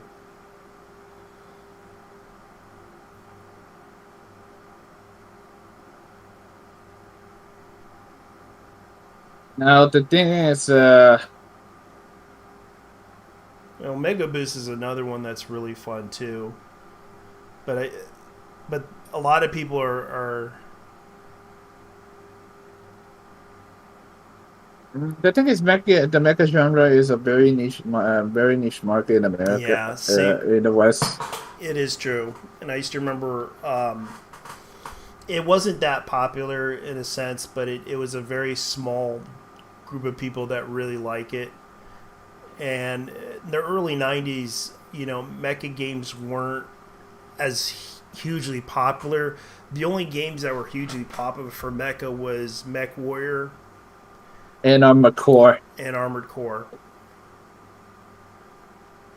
I actually did know someone who in middle school who used to play Armored Core. Yeah, and Armored Core was a really good series for itself. And it was designed by, I know the mecha designer that did it, and that was, Shoji Kawamori. And a lot of people don't realize he actually designed some of the mecha concepts for that game. Oh.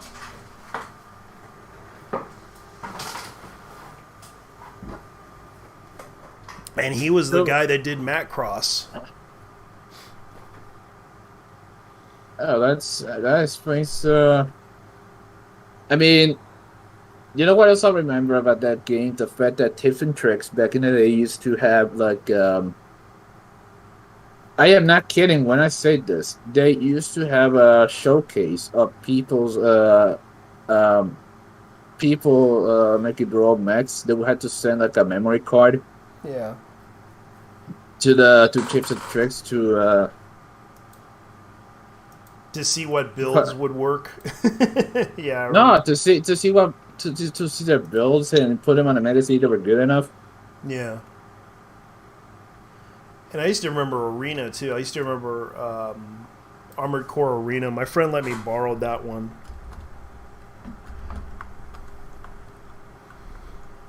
Never. Because there's so many sequels to that game. Like the Arena series was actually a really good one.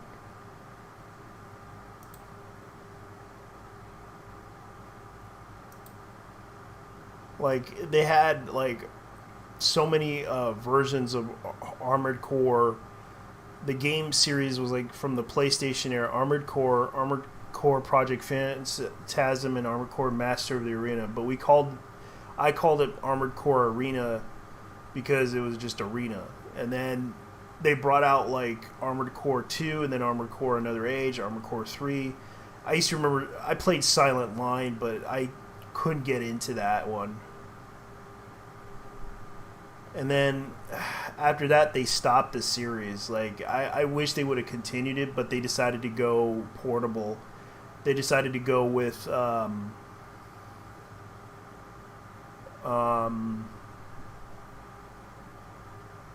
mobile market. yeah, the mobile market, which I'm not a big fan of.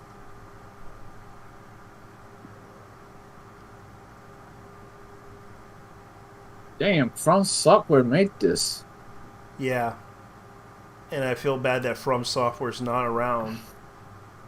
Really? You serious? I mean, they're still around. They made the Sekiro games. Yeah. But I have a feeling that From Software is going... Right now, they're owned by Kadokawa. Ooh. Yeah, they became a subsidiary of Kadokawa. Oh, well, wait a minute. I didn't know that Kadokawa was responsible for this shit.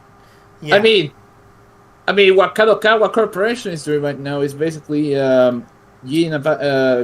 closing accounts because of copyright infringement. Like I even did a few videos. Mhm. One of them, I said in the comments, "Come at me, Kadokawa, come at me, y'all motherfuckers ain't shit." Because I used the track from Konosuba. Mm-hmm. I used a track for the Konosuba soundtrack. Oh, really? Yeah. Yeah. But I remember the older sequels of back when H-Tech was the company that developed them. Yeah. The early 2000s. Yeah. And so it ends up that a lot of companies developed them. Ubisoft, 505 Games, Yeah. Sega, and Bandai and Namco. Yeah. And the sad part is, like, I actually bought one of the, like, Steel Battalion Heavy Armor. That was not best game. That game was terrible. There was even an anime project that got canceled. Oh, yeah? Yeah. It was called Armored Core Tower City Blade. It was it was a manga. Yeah. But that came out in the year 2007. But there was also a project called Armored Core 4 Tower Song. It was going to come out in 2007 according to Wikipedia, but From Software completed the book, but not the anime, because ViewWorks went out of business. The company responsible for the anime. ViewWords? Huh, I didn't know that. There's also Elden Ring. That's what they're doing right now. That's their current project. But I do know that Kadokawa is focusing on. Hold up. Yeah. Hold up. Kadokawa. Kadokawa. Yeah, Kadokawa. Usually I call him Kadokawa. Yeah. Yes. I mean, why? I mean, people are gonna be like, "Why are you correcting people?" Because people can. Because some people are anal. Yeah, no, some people are. It's kind of true. And I'm just like, why? I really should make a video game discussion page for this. I mean, I know Kadokawa more for their anime than their video games. So yeah, but they're also known for publishing too. That's the thing. They're known for publishing manga. But the thing is, like, I heard what they're doing now it's kind of sad. Like they're taking down videos from people that are putting up like content for this. yeah, and it's absolute bullshit. Like they're not the only company doing this. Toei is also doing the same shit. Yeah, for their IPs that they own, which was the Kamen Rider, the Power Rangers, The Super Sentai series. Yeah, they're actually going. They're actually taking down several channels because they even took down anime. They even took out fan dubs of Tokusatsu. Seriously, if you, fan subs and fan dubs of Tokusatsu, like Battle Fever J and all these other IPs they have,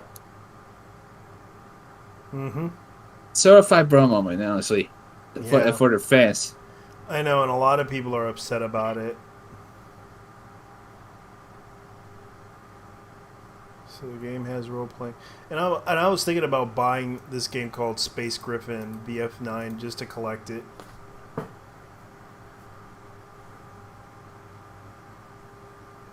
But I did find out they put it on They put it on Dreamcast, which I found hilarious, and Microsoft Windows. Oh my lord! Yeah. There is nothing more cursed than games for Windows.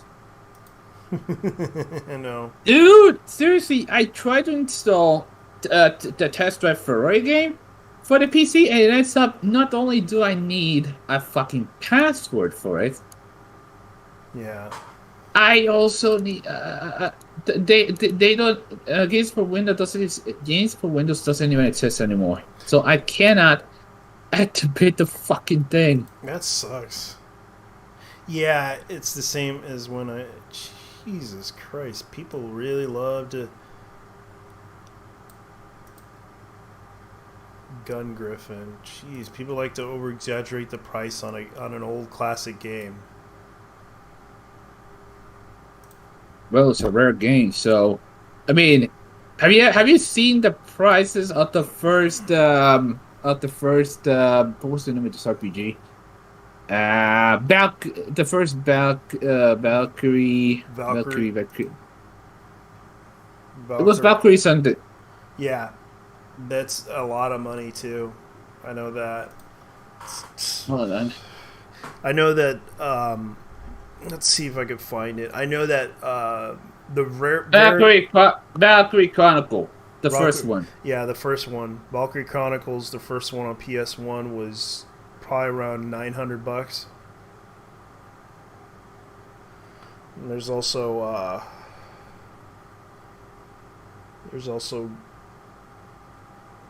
let's see if I can find it, because I know that I seen the price for this and it's ridiculous. Valkyrie Profile. There we go. Valkyrie Profile. Yeah, that was like their last game for PS1.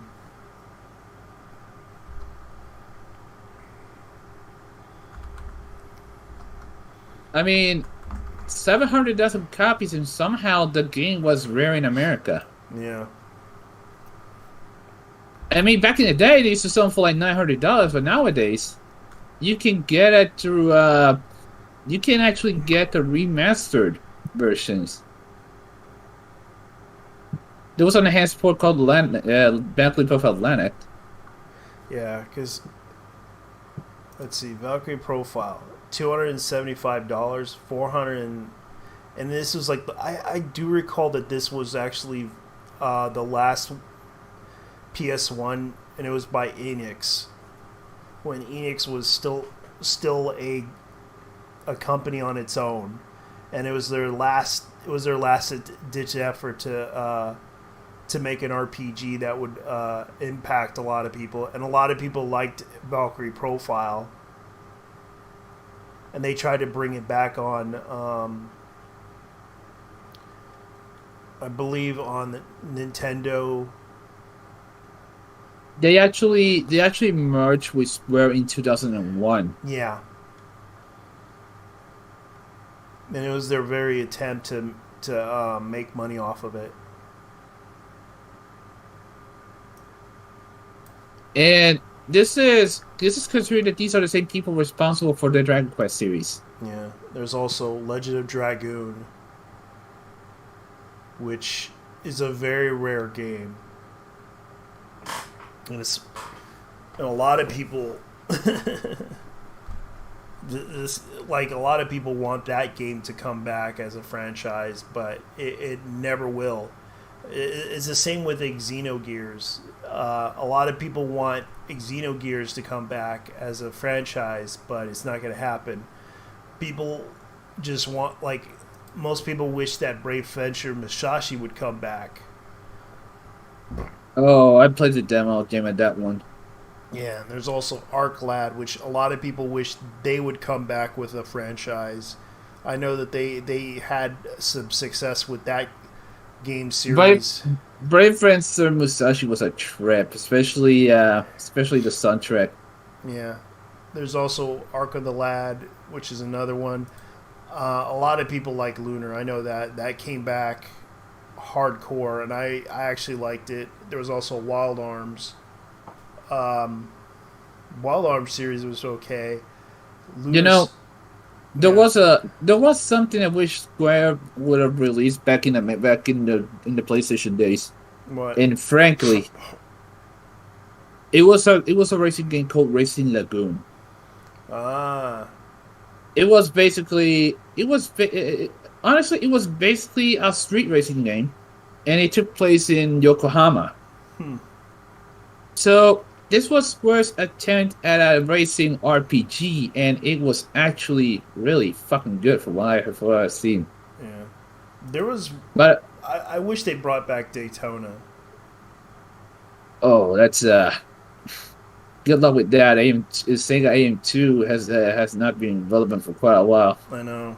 It's sad that they ain't coming back either, because they don't want to. They did make Daytona Arcade, but it's like they're not gonna bring back anything other than the fact that they did make a motorcycle game. In the case of Outrun, you gotta pay a bunch of money to Ferrari just to get the IP, just to get the copyrights for that game. Yeah. So there's, I have seen the last of the Outrun games, which was actually not. It was a 2005 one. Wasn't 2005. It was actually like 2008. Yeah. 2008, 2010. Yeah. It had featured the 458 Italia. But yeah, Outrun, that ain't gonna happen. I know, especially they had Outrun on Xbox and PS. That's the only time. I actually have Outrun 2006 on the PC, but I could never get it to. I could never learn how to put it in HD. The only thing I could tell you is that there is a way, but it's like it's very difficult to do. It's like I don't even know why DOS doesn't do it. DOSBox doesn't do it, because it's very difficult to do. I know that people have been trying so hard to program DOSBox, and DOSBox isn't really that great for emulating a lot of the DOS prompts. But I wish they would amp up the. I know that whatchamacallit, what was that thing called? RetroArch. Yeah. That one can try to emulate certain things, but to a certain extent, it still sucks. I actually tried to learn how to emulate on that game and on RetroArch, and it was not exactly a walk in the park. I mean, I could never get a game to run in that. Yeah, I try to run some games on there, especially downloaded some emulators and some, like, they can run okay, but they still have their issues. Now that I think about it, I should be I'm supposed to be downloading an emulator for the Nintendo Wii, because someone gave me, someone decided to teach me how I could. Well, here's the thing. He gave me a save file with Breath of the Wild. Oh, that's nice. And that's because I told him I fucking hate Zelda. That's funny. It's like It's like there's a lot of things that are going on. Like you probably heard about did you hear about the hedge fund, the company that tried to stop? Yeah, that tried to stop. the GameStop one, and they're fucking broke right now. Yeah, they're broke. Double digits. Yeah, they stopped. I was just like surprised by that too. I was like, oh, so you ran out of money. Dude, when I heard that, I heard on the Tincast tonight while I was watching the Tincast episode with Steve Bannon, and they were talking about that. And I said, oh, yeah. And I said, oh my God, the absolute Matlights did it.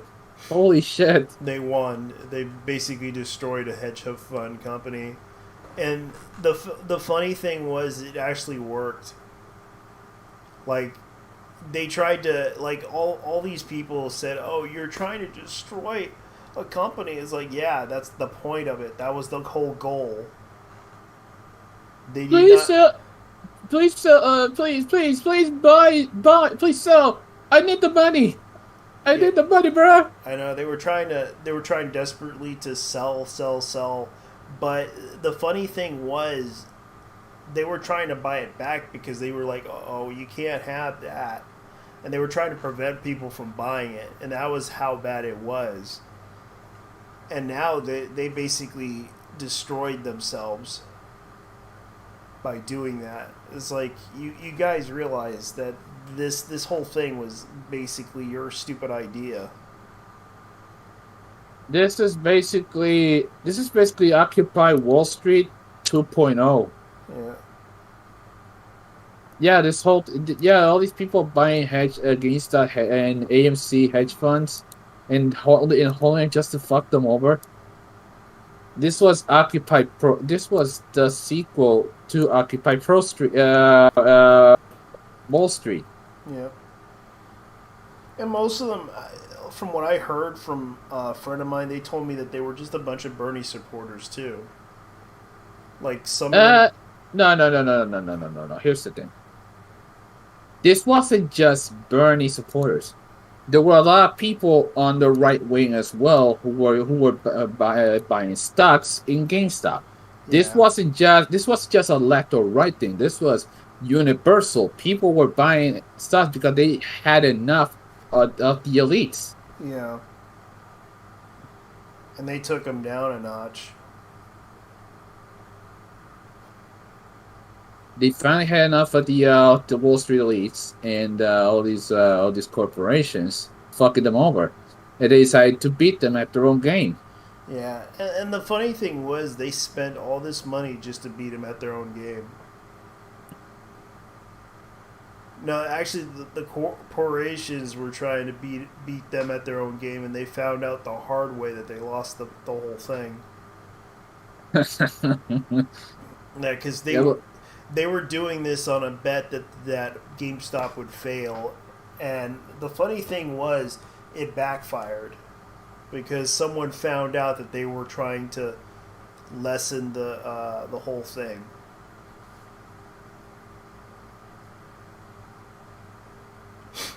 I'll be honest, those motherfuckers are gonna be rich now. Yeah, betting on that the hedge fund company died. And I honestly wish they would go at the market. I mean, the problem is buying AMC. The thing is, I'm gonna be real with you.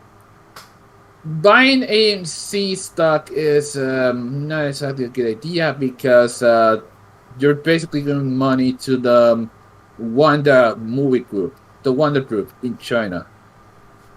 That's basically, yeah. Yeah, AMC is owned by Wanda Group in China. Yeah, I heard a lot of people are talking about a lot of things about that. It's like AMC, yeah, I wouldn't want to, but it's sad that there's another company that went out of business, and that was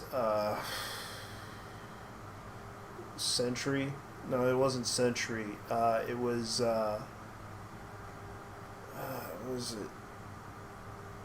I used to have. Let me see if I can find my card, because I do have a card with them. Jeez, I used to remember having a lot of these movie theaters.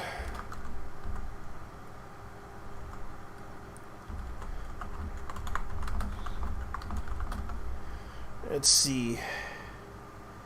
We used to have Regal, and Regal used to be around, but I don't know if they're still. Oh yeah, they're still around. Regal Theater had to buy back the theaters, which I found hilarious. And they're trying so hard to put out movies for the theater that they're practically trying to make people pre-order some of this stuff. And Yeah, well, I mean, America's slowly opening up because of yeah. But they're also introducing something called 4DX and RPX and ScreenX. RTX the same is the same graphic card technology. Yeah. Damn. Yeah, they have something called 4DX, which is kind of like environmental, where you feel the shaking and everything, and also it's like 3D, but it's 4K 3D. That's what they're trying to do. It's like, and they're trying to do some limited run films, like they're trying to do the Promenade anime and the Withering with You anime, and loop on the first 3D movie, which I bought. And they're also doing the Black Widow and the Fast and the Furious 9. Yeah, the night one. Yeah, I'm gonna pirate that one, honestly. Oh, the Fast and the Furious 9. Yeah. Yeah, I do know. I do know some people that do that in Puerto Rico. I mean, I'm not pirating. I'm not pirating on because I'm not gonna watch it on the movie theater. Yeah. I'm gonna pirate it because John Cena decided to bend over to the CCP. Yeah.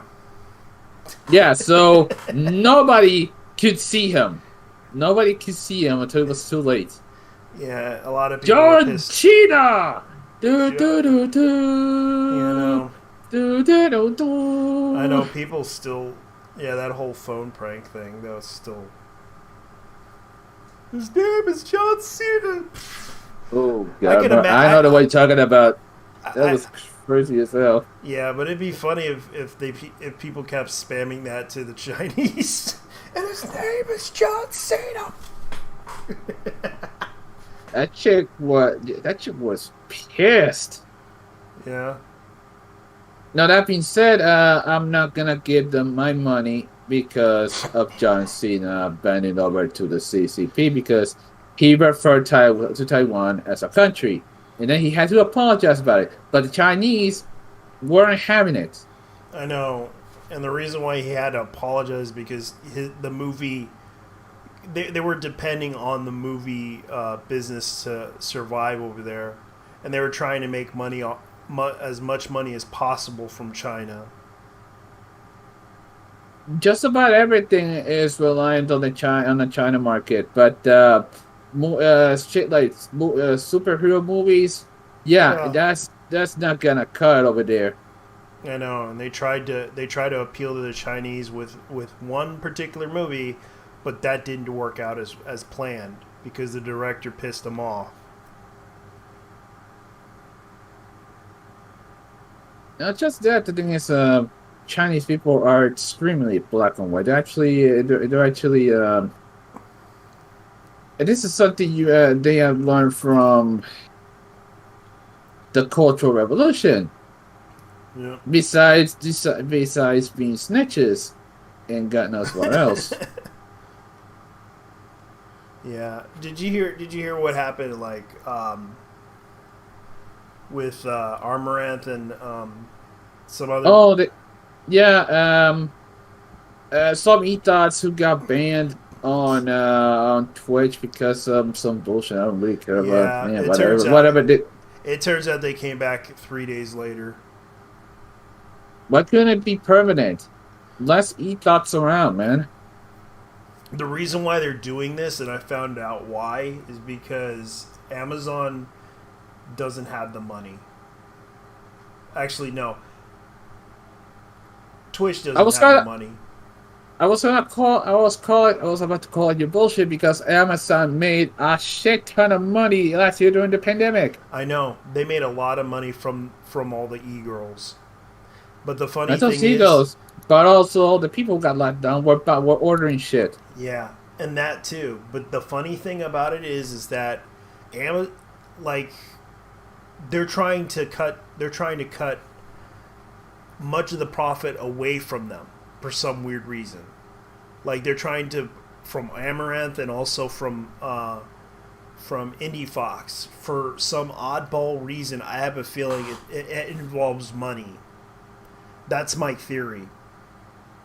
Because they've been trying to ban them for some reason, and I have a feeling that's because of why.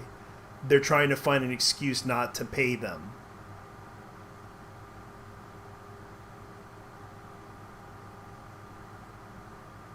Because they were the biggest money, they got the biggest donations from simps.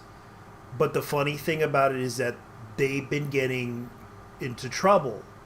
And that trouble is really suspect. Because I was like looking at the horse thing that Amaranth did. It wouldn't qualify as, I would consider bizarre, but I don't think it deserves to be a band for 3 days. A reason for the thing is I recall that they got banned because of the hot tub streams. The hot tub meta, yeah. And the funny thing is, like, they let every girl do it. Like, they didn't ban all the girls that do it. Like, it's like, let's look at Twitch, for example. Let me go up and see Twitch. Because a lot of girls are still doing the meta, even if Amaranth is banned from it. This is a large hill to climb here. Oops. Like, let me go ahead and show everyone in the public. Like, let me go to the just chatting section. Ben Shapiro. Yeah. Oh, the black. The Blackwater thing. Mm-hmm.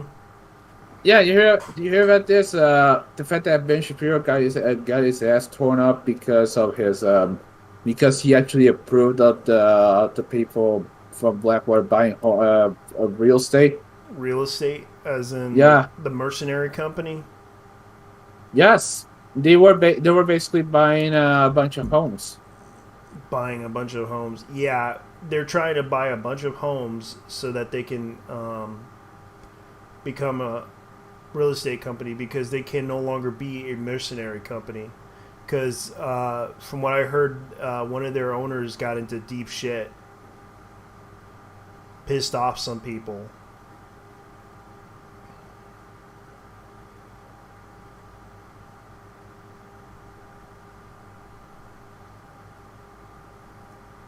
And as you can see, some girls are no longer doing the hot tub meta thing. I don't see that many girls are doing the hot tub meta.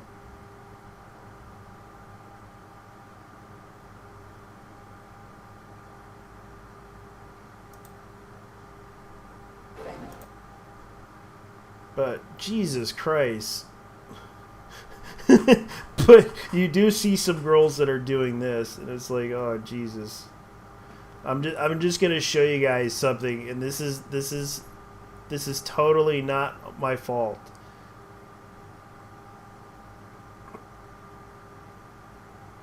Yes, there is still booby streamers. I mean, there's a lot of content for Roots of Gundam, you know? Yeah. Mm.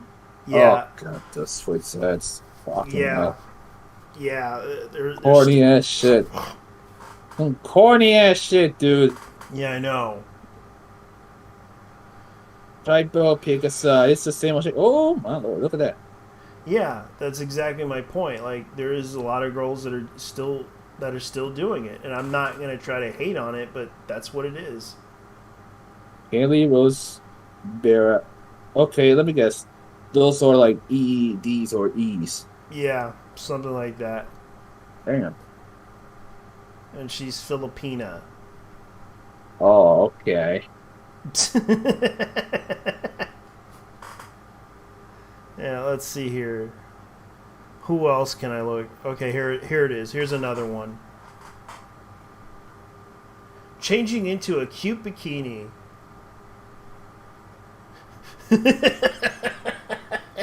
And this is okay. Technically, okay. So I'm gonna try to look up the Instagram for this chick. Okay, this is the girl that. Oh, so she used to be a Naked News reporter. Oh, okay. Technically, Lolo. I can't believe that shit was still around. Yeah, I can't believe it's still around either. And it's like, yeah, I can understand why, because technically, you know, from what I heard from a lot of people, Naked News doesn't pay that well.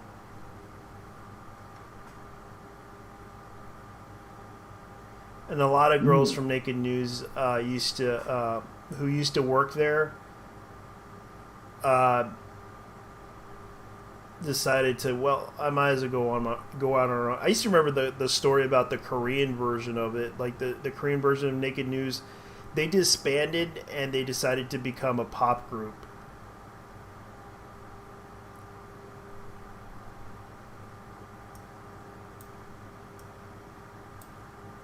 And it's kind of weird. Like, I guess Naked News doesn't pay that well. And it's like, yeah, like this is her. Like this is people are still doing the hot tub meta, as you can see, and they're trying to make money off of it as best as possible, and it's kind of why a lot of people don't realize this. And it's like, I'm not gonna try to put them down. Like regardless of when yeah, and the funny thing, Armorath is still around, and she's still not, they're not going to cancel her. They're not going to let her go. Like this is the same exact thing. Like women are still doing it regardless of what Twitch does. And the funny thing is that people are going to still donate to her. People are still going to make money off of her, and this is what we're going to be getting. And it's like, whether or not people think I'm wrong about this, this is what's going on. Like, a lot of women are still doing the hot tub meta thing, and you may feel like that's something that can't be said. That's what's going on. And the Ben Shapiro show.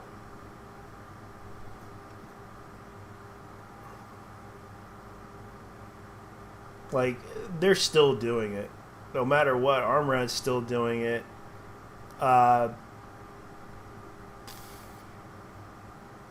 Dead by Daylight. Let me see here. Who else is there? Who else is gonna... Brax. Let's see, who else?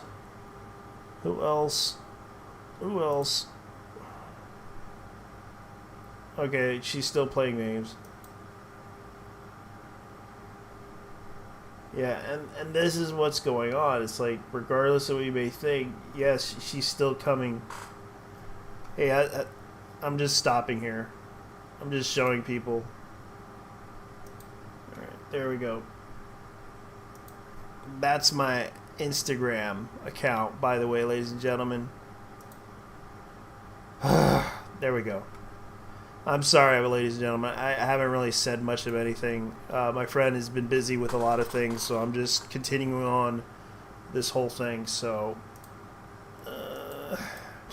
tell you what. I think Twitch has been a bit more. Is it me or has Twitch gotten less fucked up compared to Twitter rather than Twitter?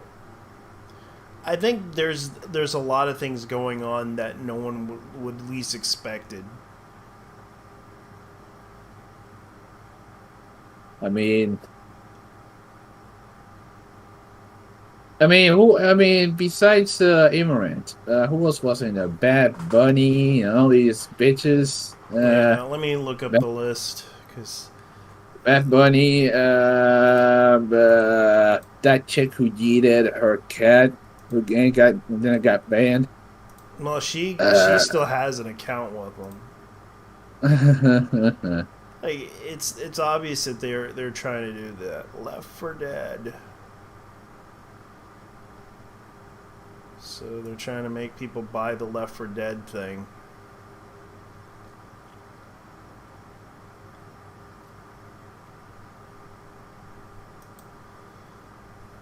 Let's see.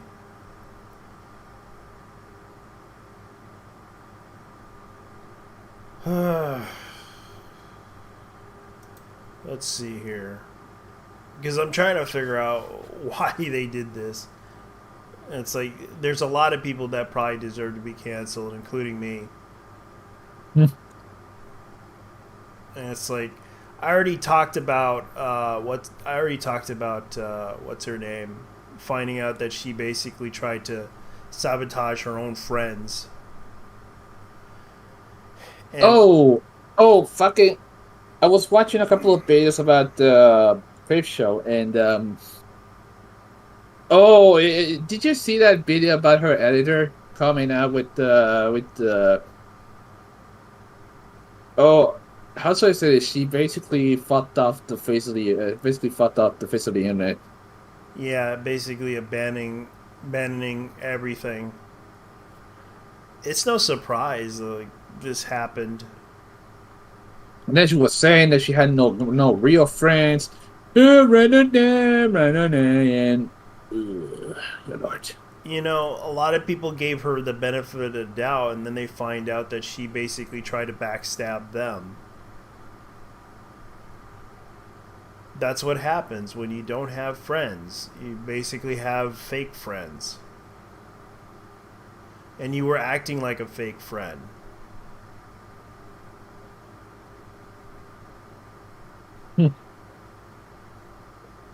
The fact that she used to, I mean, yes, people actually talk shit behind people's back, but not at that fucking level. Yeah, but she went all the way behind and basically went to, Lolcow, which is not friendly to everybody.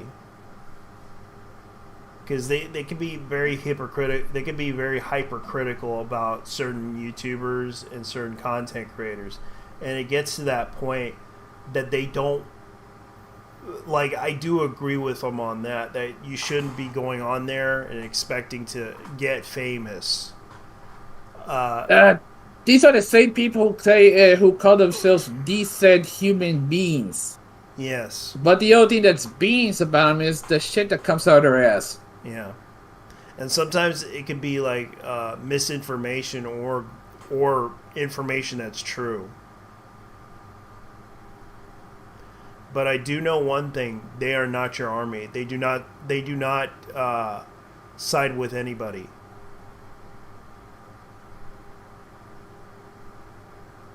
They basically dig into information and basically point out the issue about these content creators.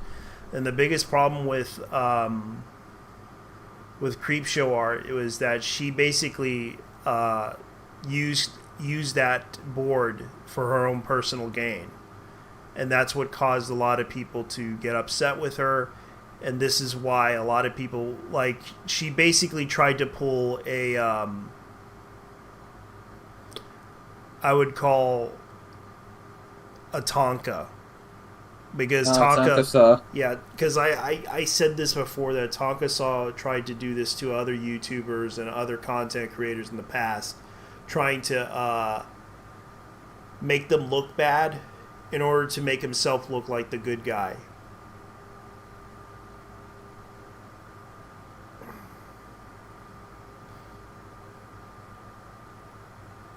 That's why a lot of people stay away from him.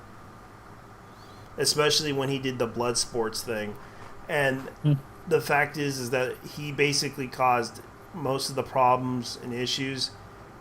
But it's like you can't really do much of anything anymore about it.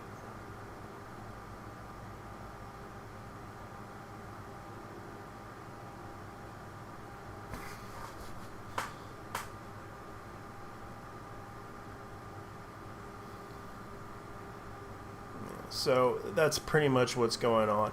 And the thing is, like, I'm not going to try to be mean. I'm not going to try to...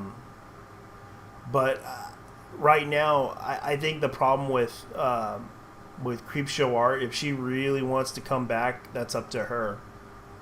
But she needs to make up for it by saying, hey...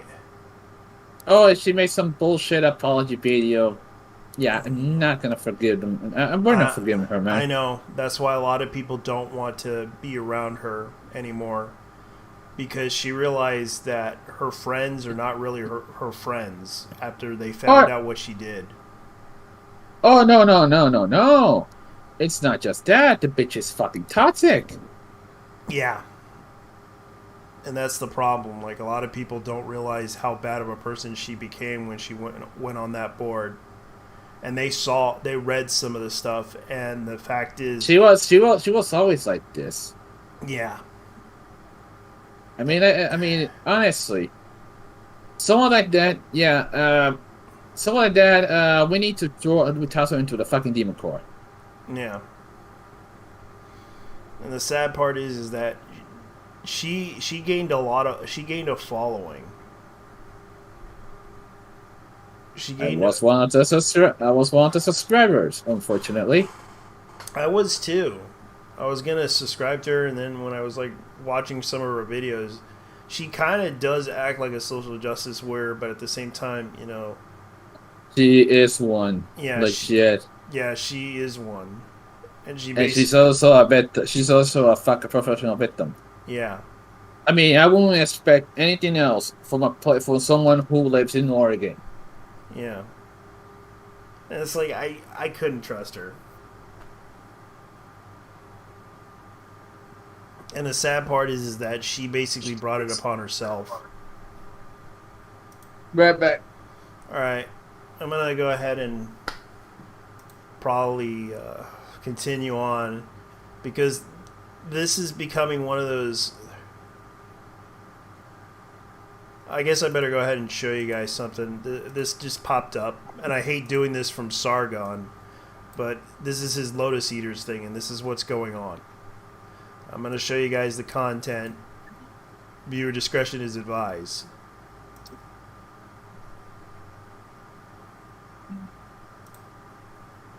Going on in the queer community, I guess we'll call it. I don't know, but like, anyway. I still can't get over how you can say that. Like, how did the term queer become normal again? I don't know. It used to be an insult. Yeah. I guess it was taken back. Anyway, so this will begin with just the idea of, I guess we'll call it gay imperialism. Because this writer, Matt Cain, writing for The Independent, is furious that countries around the world aren't all as progressive on gay rights as we are. And to be honest with you, on that point, I agree, obviously. You know, I don't think anyone should be persecuted for their sexuality. But he says there are still 69 countries around the world that legislate against same-sex relations. This feels like a justification for neoliberalism, doesn't it? There are 69 countries out there, and they're not protecting their gays. We need to say nice to the 69, by the way. Yeah, nice, yeah. But Jamaica, Tasmania, Egypt, Saudi Arabia, absolutely not safe for gay people to visit. But others like Morocco's and the Maldives and Mauritius prosecute local gay people but spare tourists. Some even have resorts and hotels that actively target queer customers. Yeah, I'm sure that's the sign they put up. Queers are welcome here. But should we go? It's a real moral dilemma for gay men and lesbians, and one that just makes me feel conflicted. Maybe you just don't have to bring it up. Like, there isn't, like, you know, some sort of genetic test or something they do on entry into the country. They're like, are you a queer? You know, if you just turn up and just be normal. Well, you're not allowed to like hold your husband's hand or anything like that. That's a big no-no. Well, don't they hold hands in Saudi Arabia? I think I might be wrong, but I think the men do, but it's always heterosexual. But if they insist, for any public displays of affection of being gay, you can't do those, obviously. Yeah, of course. But he says anyway. Part of me resents having such limited choice of holiday destinations, and the activist in me wants to provoke change. I also want to do my bit to make things better for gay and lesbian people living in countries where they don't enjoy the same rights or levels of acceptance I do. But what's the best way to go about this? One option is to boycott them. I'm sure they'll be deeply devastated. The gays are boycotting their holidays to Saudi Arabia. So Saudis are gutted. They literally want to kill you. Yeah. Like they literally say that the gay agenda is a foreign agenda to undermine the country. Yeah. So I don't think a boycott's going to work. But he says we know that boycotts can work. In 2019, Brunei announced it would be implementing Sharia law. And what? Gays boycotted Brunei? Yeah, but doesn't that imply that there's something about Sharia law that's inherently homophobic? Is there anything about Sharia law that's connected to Islam? Don't know if there is, but anyway, sex between men, not to mention adultery committed by women, would be punishable by stoning to death. Following a mass celebrity-led boycott of the Sultan's assets, including the Dorchester Hotel in London, the Beverly Hills Hotel in Los Angeles, and the small Southeast Asian nation, Arab nation, but okay, backtracked and declared it wouldn't implement the death penalty. Yay! I don't think they're Arab, actually. What? Brunei. Right, are they not? Oh yeah, no, they're not. I don't know. No. I was mistaking it for Qatar and all those sort of tiny Arab states. Although I'm wondering, could we start replacing the word homophobia with Islamic? I mean, what's going to happen? Well, that's very Islamic of you. That's a good question. I think that's like subversive. That's like women are right about it. Islam is right about women. Yeah. Just replace the word homophobia in every sentence with the word Islamic.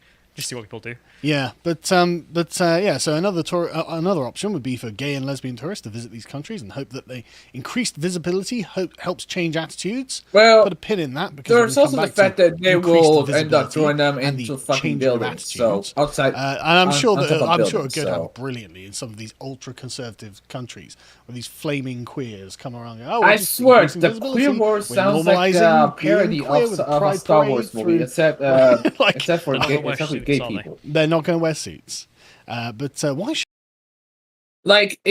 imagine one of those movies, Queer Wars, where the main character is called Luke Assfucker.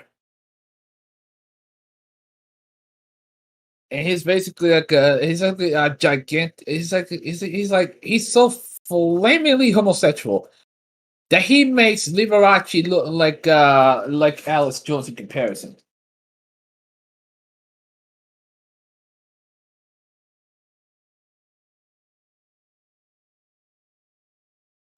Oh, that's his song of being an asshole again. Oh,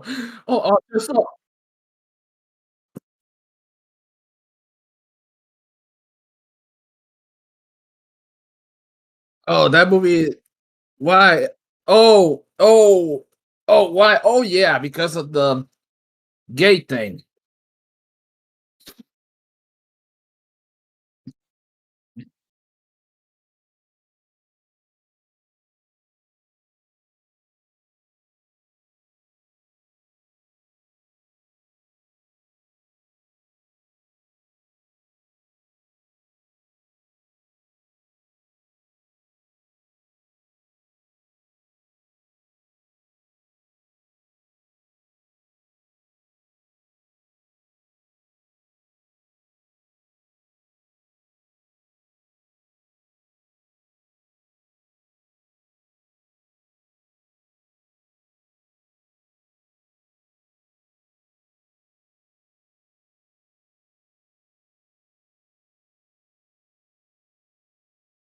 Should our holidays have to take the form of political activism? Well, it's not just... Can you do anything that's not political activism? Not just...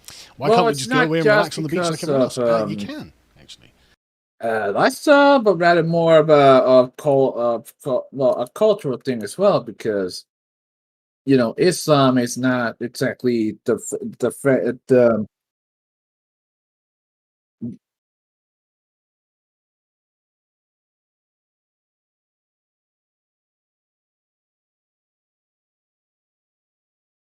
You just don't have to do it in a jockstrap. You don't have to do it in Saudi Arabia. Yeah. Another issue is, as citizens of wealthy and predominantly white country, we wouldn't want to be guilty of cultural arrogance or superiority. And now we get to the contradiction. Gay rights, pretty much an invention of the white Western world. We're talking about the non-white, non-Western world, and we want them to not oppress gays. But that's imperialism. Oh dear. I guess we're just going to have to boycott. I mean, just saying. And of course, we're bad as well, right? You've got to remember that just last month, a court in Devon found that a 12-year-old schoolboy had taken his own life following years of homophobic bullying. So he'd been bullied, presumably people calling him gay, and he committed suicide. Tragic. Don't know if that's actually a sign of the country not accepting gays. But I mean, every poll of people who do accept gays, we were pretty high. Yeah. I mean, almost number one on pretty much every poll. Yeah. So going back to the gay representation, changing attitudes, that's certainly happening. In 2019, the New York Post found that there was a report that came out that actually people are starting to turn against LGBTQ. An alarming new statistic from the annual Accelerating Acceptance Report. So they're deliberately trying to make accelerating acceptance. LGBT is meant to be accepted, and it turned out that that's not working, and people are starting to hate it. But here's the thing: I reckon if you did the same poll but asked them, should we tolerate homosexuality? Should we, criminalize it? Blah blah blah. That's not really changed. I bet that's constant. Just in the West, no, we're over that. Yeah. That's nonsense. But for accepting LGBTQIA plus blah blah blah blah blah whatever else, that's going down. Yes. Because it's not gay tolerance, it's leftist. I suspect so too. The survey was produced by the Harris Poll in partnership with the Gay and Lesbian Alliance Against Defamation, otherwise known as GLAD. The extremist organisation. The extremist organisation that found that Americans between 18 and 34 who say they are comfortable interacting with queer people fell from 53% in 2017 to 45% in 2018, even among those whom consider the report considers allies to the LGBTQ community. This was the only age group to show a sharp decline in overall acceptance. Women had a sharper decline, falling from 64% to 52%, compared to a 5% decrease among men from 40 to 35%. Go over to the Arab states with the accelerating acceptance agenda and see how much. I mean, is it possible to have a negative acceptance? Like, do they have it? This is the thing. You people do so much damage to the cause of accepting homosexuality and tolerating it. It's unbelievable. I mean, even in the tolerant West, you're able to make people hate you. Yeah. I mean, imagine, like, only 35% of men are comfortable interacting with someone who describes themselves as queer. Gay, probably 90%. I can't imagine there's anyone who cares. But, like, if someone's going to be political about it, then it becomes an embarrassing... I'm not even going to go any further. Anyway, so the question then is, what is the future of the ally? And it seems that it's Sharia law. So this chap runs the largest bisexual social club in the world. I had no idea that such a thing existed, so good for them. Always nice to support entrepreneurs. And it's called AmBi. Through AmBi, I was allowed to network with the bi community. I met other bi activists. I became a bi organizer, and here I am helping to produce Queer Majority. We tend to think of allies as straight people who support LGBT. Yeah.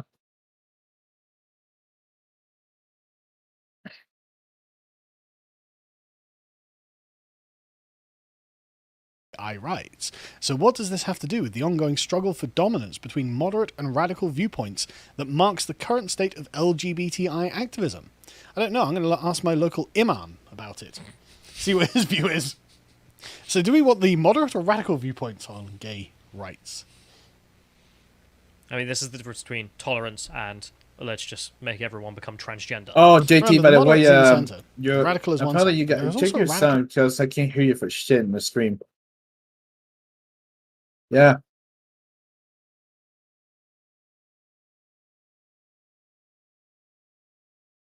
It's just my microphone. I turned it off.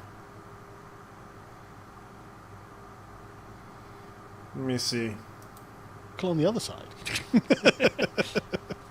So when you say that we want radical viewpoints, be careful what you wish for, because you just might get it.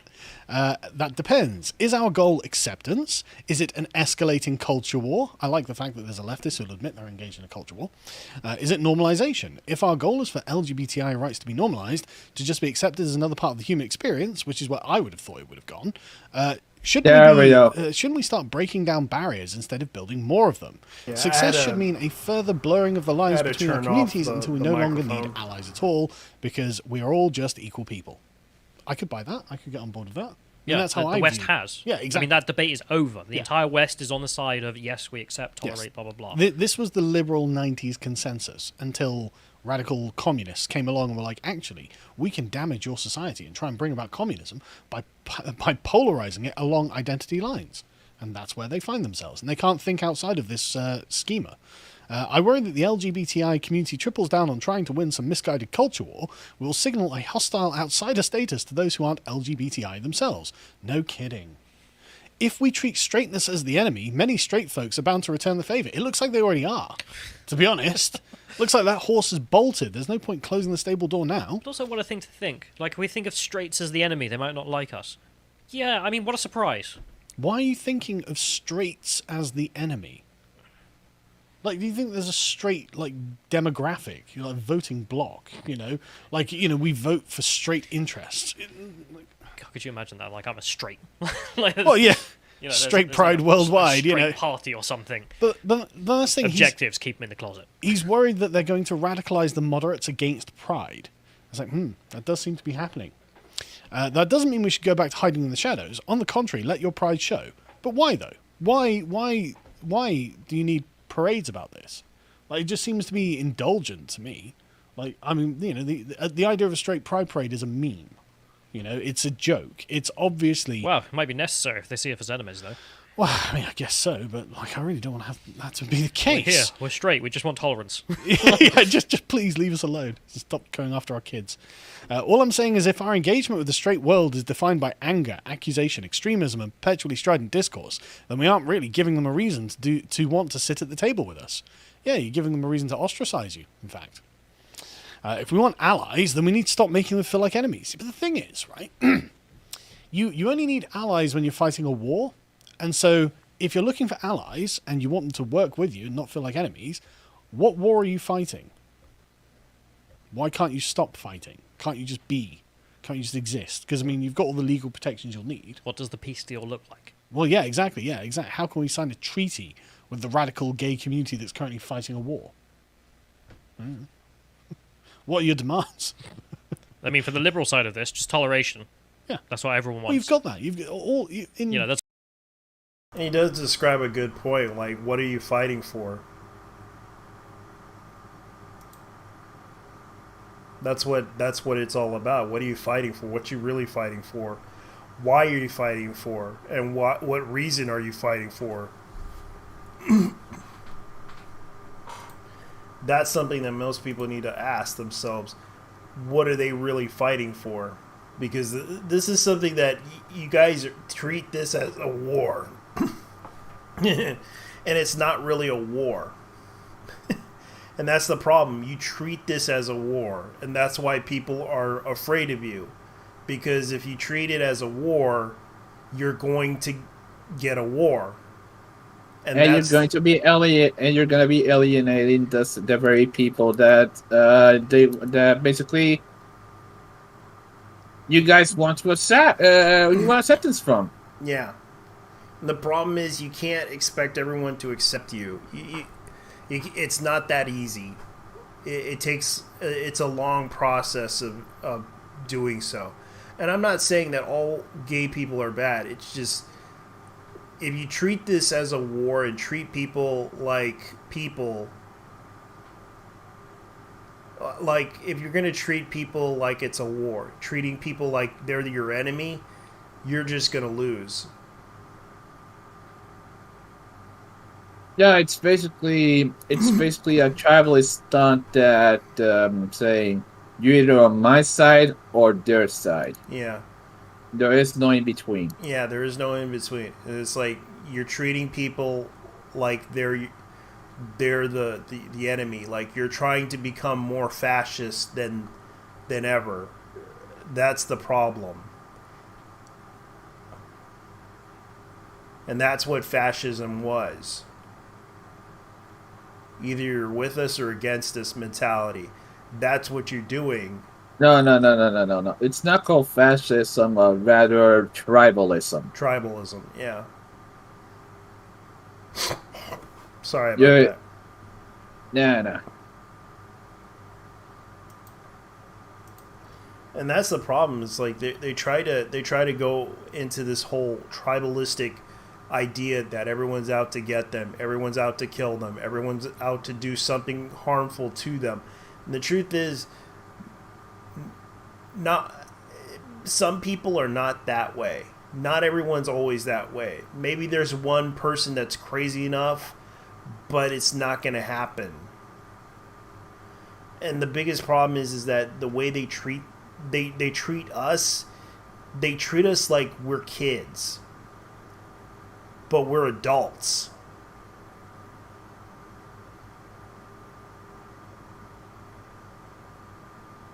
And that I have an issue with. It's like they want to treat us like kids, but we're adults, and we lived through the 80s. We saw the horrors of racism. We seen a lot of things before you guys. And yes, we seen a lot of horrible things.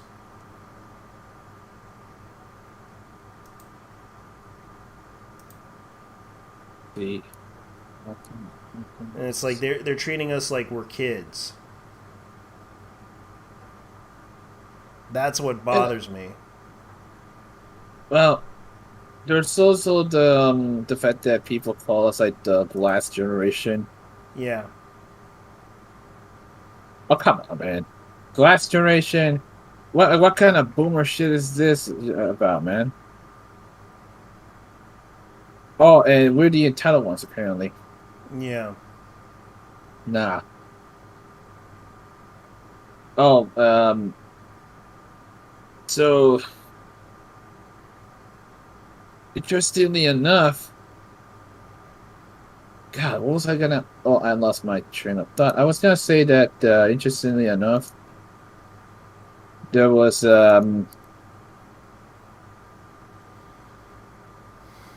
yeah, regarding, things nowadays have become a lot more,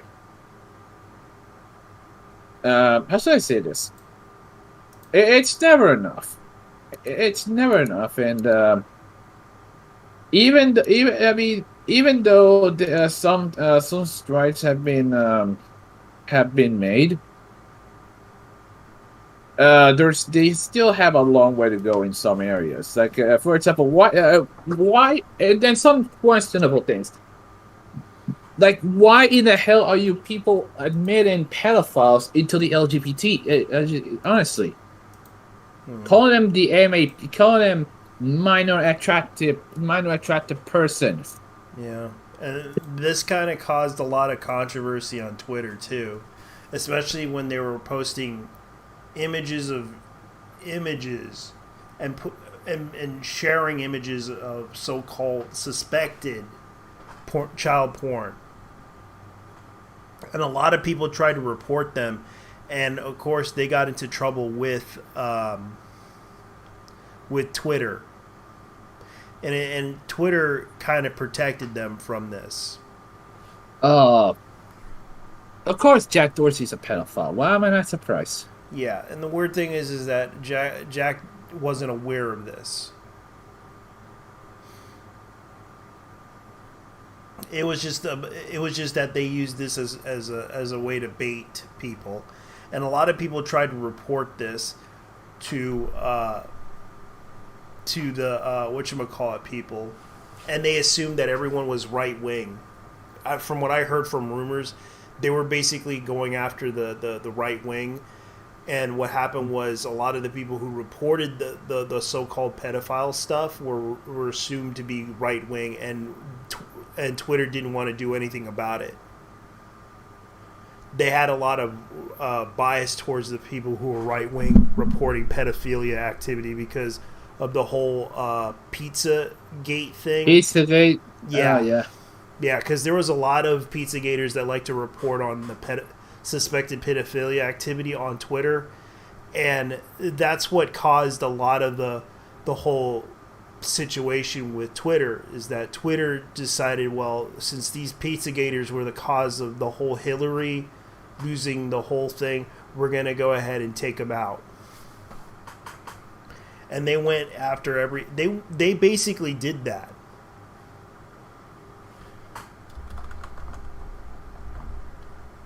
Yeah, I mean, despite the fact that,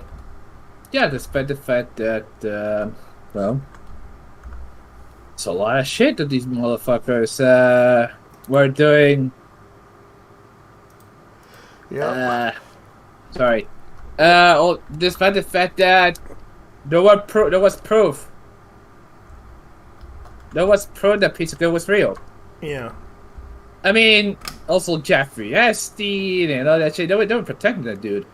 Yeah. And a lot of people were getting upset about it, too. And it got to that point where people did not like it.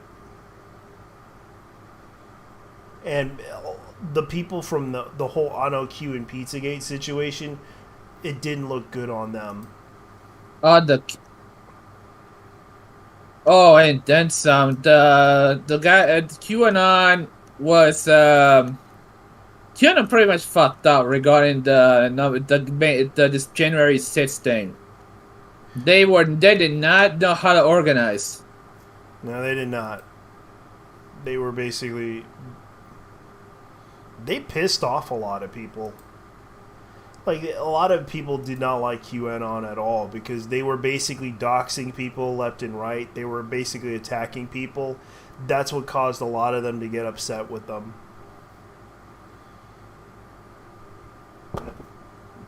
That's what caused them to be upset with them. And this is something that a lot of people talked about.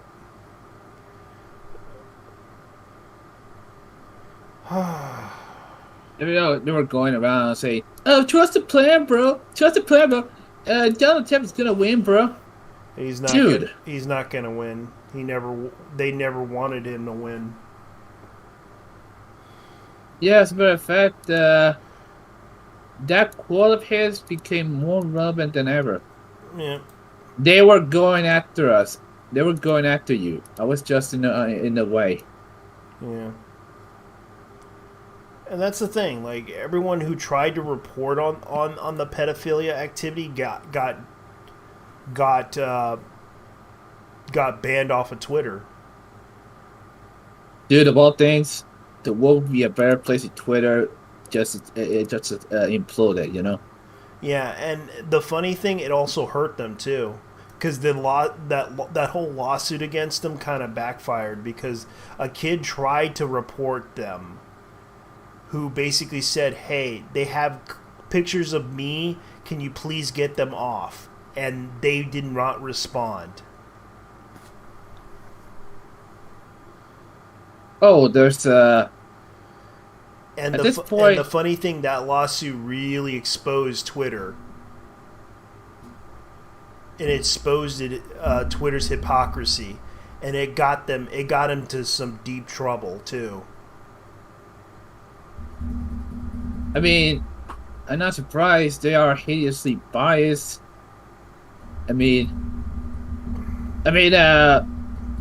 remember what happened when when Parler tried to be the competitor on Twitter. Yeah. Twitter was not having it, and just what happened. They blew Amazon basically disconnected them. That's because they didn't like what they were doing with Amazon, and of course there was a hacker that went in and basically hacked into it too, and downloaded all the data in there. Fucking hell. Yeah. And I'm just like, you know what? No, because the fact is that they were basically trying to take down, just so they could have their little standard thing going on. It's not much of a standard, but rather a monopoly, because Twitter basically has Silicon Valley has a monopoly. Yeah. Amazon, let's see, Amazon, Twitter, Tumblr. Oh wait, Tumblr is I don't know why I'm mentioning Tumblr because these motherfuckers are broke. Yeah. Reddit. Yeah. You're all in of this. The funny thing is that Reddit basically tried to do that too, but the funny thing was they basically screwed up too.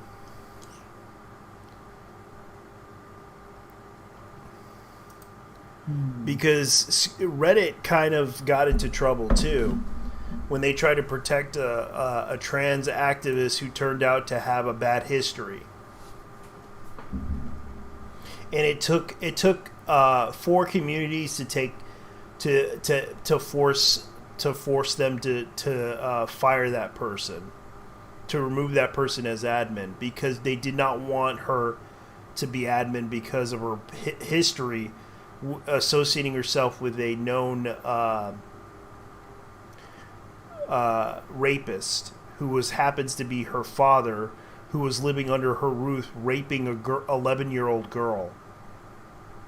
And a lot of people were kind of like, oh hell no, we ain't gonna have her run the whole thing. And the funny thing is that they didn't realize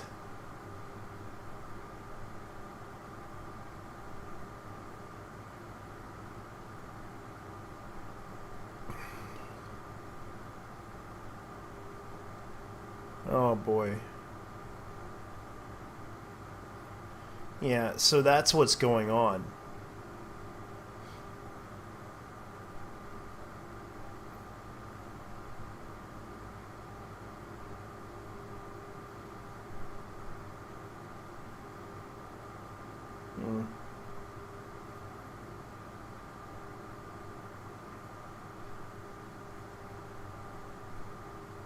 Everything okay? Oh,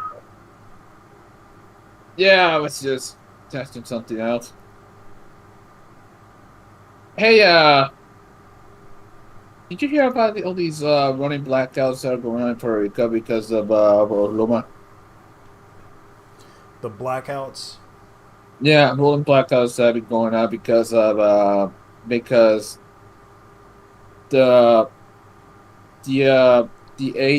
how should I say this? There's a fight between the governments and the unions against Luma, which is the company that's basically that's the electric company right now. The current one? Yeah, they finally privatized it. Oh Jesus! No.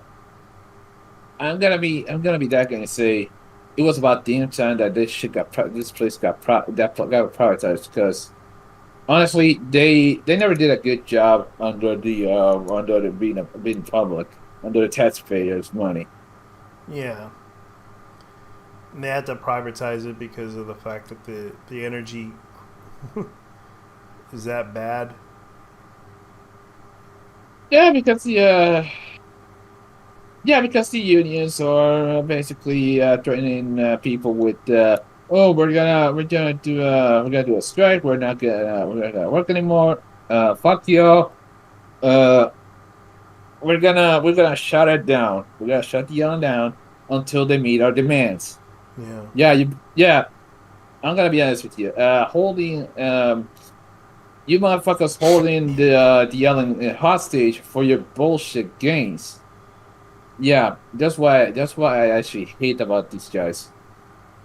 The new ones or the old guys? Your guys. Yeah, it sounds kind of shady.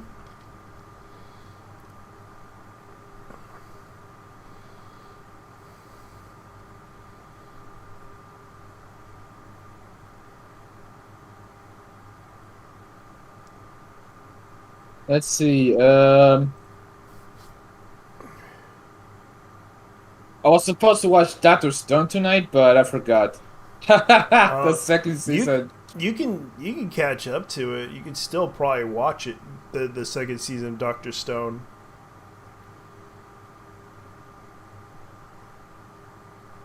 Because I do believe you can get it. You can watch it on streams. Oh yeah. Yeah. That's the plan. I'm going on Gogo Anime right now. I'm going on Gogo Anime to watch my shit. Yeah, I usually just go on some other website, but I'm not gonna mention because I don't want anyone to know where I get my stuff unofficially. But when I do, I usually just go on some website that does have it. Yeah, if you're watching, yeah, as a matter of fact, as long as it's not Crunchyroll, that's fine. If you watch Crunchyroll, you can fuck you. Crunchyroll right now is like they're trying desperately to get people to get on there. And it's like I don't have a problem with them. It's just the problem is that Crunchyroll had like they used to be a really nice anime community until they decided, well, we're just gonna go ahead and do something else because we're getting bought out by some Sony. other, yeah. Oh wait, it wasn't Sony? Yeah, Sony. So what's going on is that Sony isn't playing around anymore. And the weird thing about it is that from what I understand, Sony was planning to buy it, but it got stopped by the FCC. And right now, it's not looking good for Crunchyroll because the fact that Crunchyroll, to my understanding,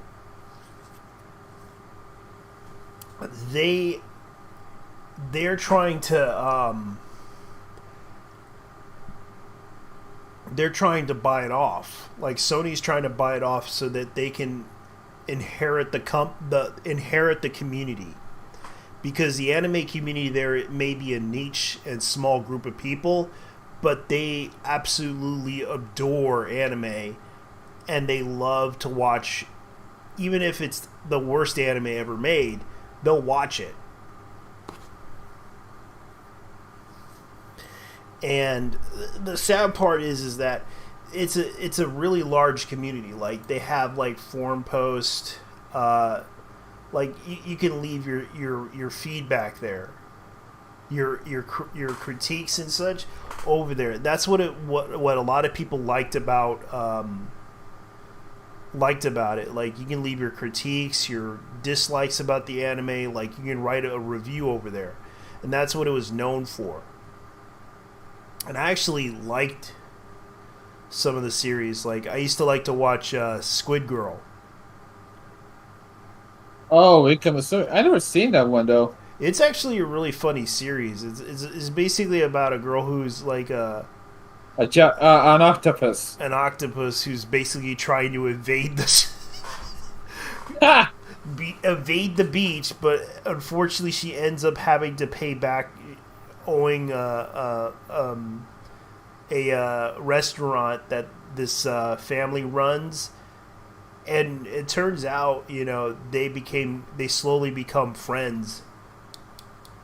Like she's like this weird octopus girl who believes that she wants to take over the beach. She wants to take over the country or the world, but she can't do it because what's holding her back was the people that was at the beach, and she had to work her ass off just to do it. It was actually a great series.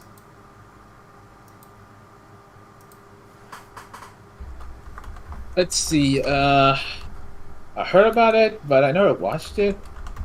Yeah.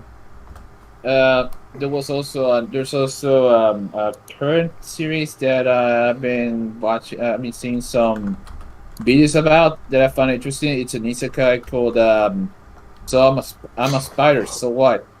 Oh, that one's actually okay. I actually watched a few episodes of that one. Yeah, I mean, basically, there was one part that I thought was actually pretty crazy. Yeah, a bit meta, but basically, when she says, "Fuck yeah, I love being toxic."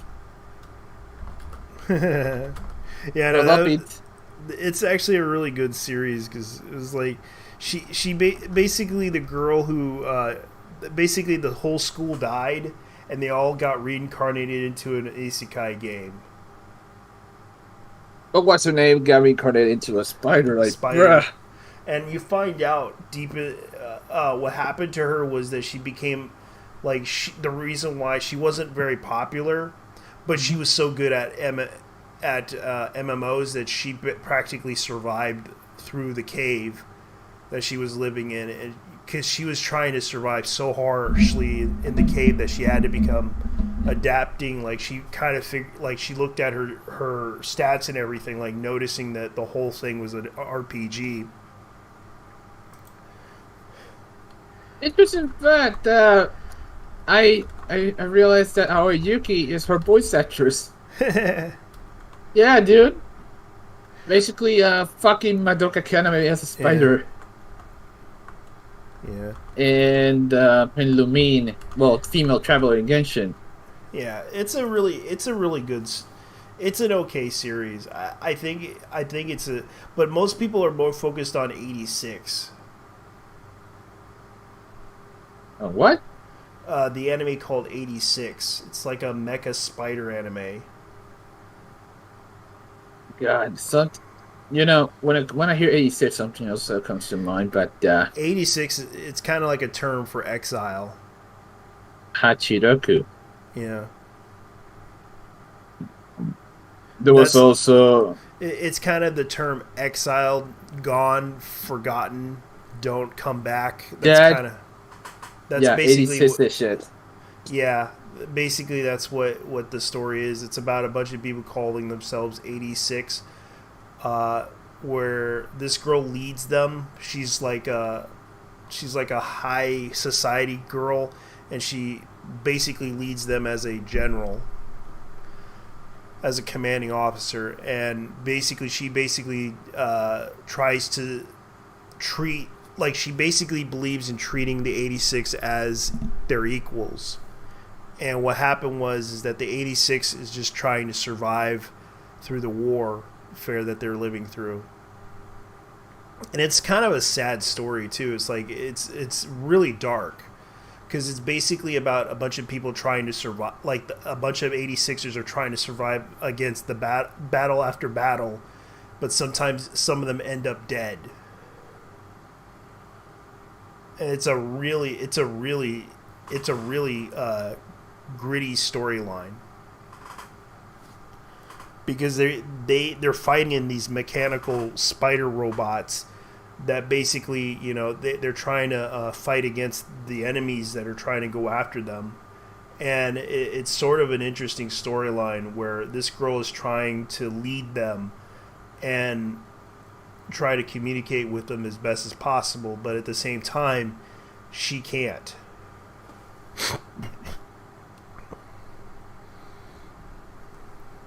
There was I mean, if you want a dark story, I was reading something about how one of the characters in Genshin Impact is going to die in the next update. Oh, that sucks. Oh yeah, like they're actually straight up hinting that it's going to be one of the candidates might be Lisa, who is the librarian in that game, or it could be Tartaglia, one of the Fatui. It could be the fact that one of the voice actors that pissed off China is probably going to be left. Oh, you mean Aikayano? Yeah. Oh, you heard about that? Yeah, you probably heard that they got pissed off because she visited a shrine that honored Japanese soldiers.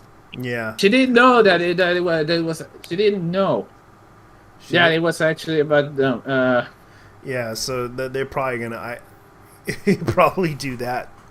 They fired her though, but I mean, it was for a Chinese phone game. Yeah.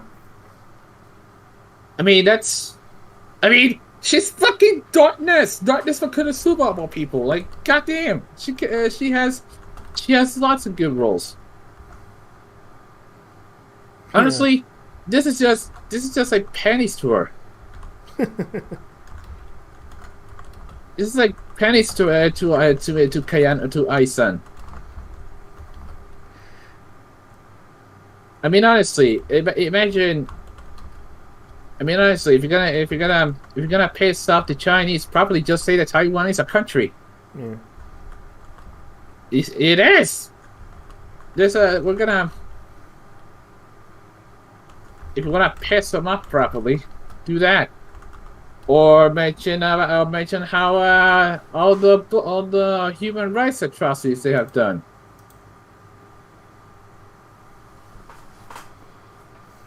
Like the organ harvesting, the crimes against religious suicide like Falun Gong, Yep. And so on. Yep. Also the Christian persecution over there. Yeah. The fact it's a fucking bad. police state. Yeah, it's becoming that way because right now, it's why they're doing that. They're resorting to it, and they're also. Well, from what I heard, China right now, they stopped. Oh no! No, they didn't. From what I heard, they're gonna stop pursuing Taiwan because the U.S. showed up. One of the governments showed up and made a deal with. No. I don't believe that's gonna happen because China has plans. Yeah. China has plans to invade Taiwan. Yeah, and then they'll invade Japan. Then they'll try to go into the Pacific Rim of invasion of all islands, including the Philippines. That's kind of and they're also going for India. Global domination, basically. Yeah, global domination on a scale. But the problem is they're being held back due to some negotiations. From what I understand, the U.S. Are trying to negotiate with China. Oh, Joe, why are you so pathetic? It's a diplomatic thing. They're doing it. From what I understand, I heard from China Uncensored that they are planning to negotiate with them by giving them the vaccine. Oh, the Sinovac vaccine. Oh, by the way, 30% efficacy rate. I don't think you want that shit. Yeah. The Dominican Republic has been vaccinated with the Sinovac vaccine, and they're on lockdown right now. Yeah. Well, not really lockdown, more like they got restrictions out the ass. And let's be honest here, the Chinese vaccines are basically low quality. No, I mean, that's what the U.S. is giving them. That's what they're giving them, the vaccine. Oh, they're the Pfizer and Moderna ones. Yeah. You know what's funny? They would rather take the Moderna and Pfizer vaccines than the Sinovac one because they know Chinese vaccines are no good. Yeah. Especially this. Here's what happened. Lawa 86 mentioned something like this. His daughter was got a Chinese vaccine, and she let's say that she got some terrible side effects from it. Yeah, that's why a lot of people. Not even the Chinese trust their own products. I took Pfizer.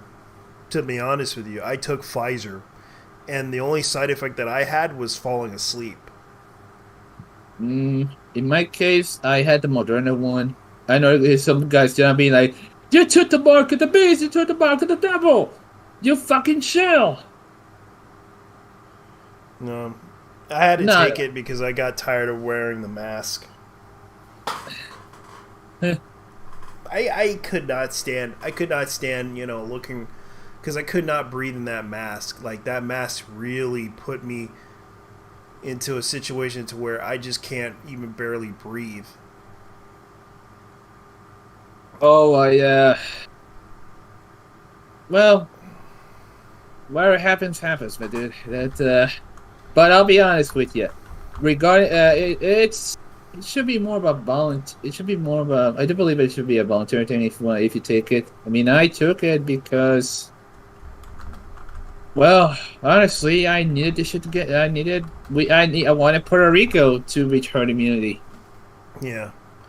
And I had I did it for my country, not for myself. Yeah, I did it for myself, to be honest with you, because I just want to go back to normal.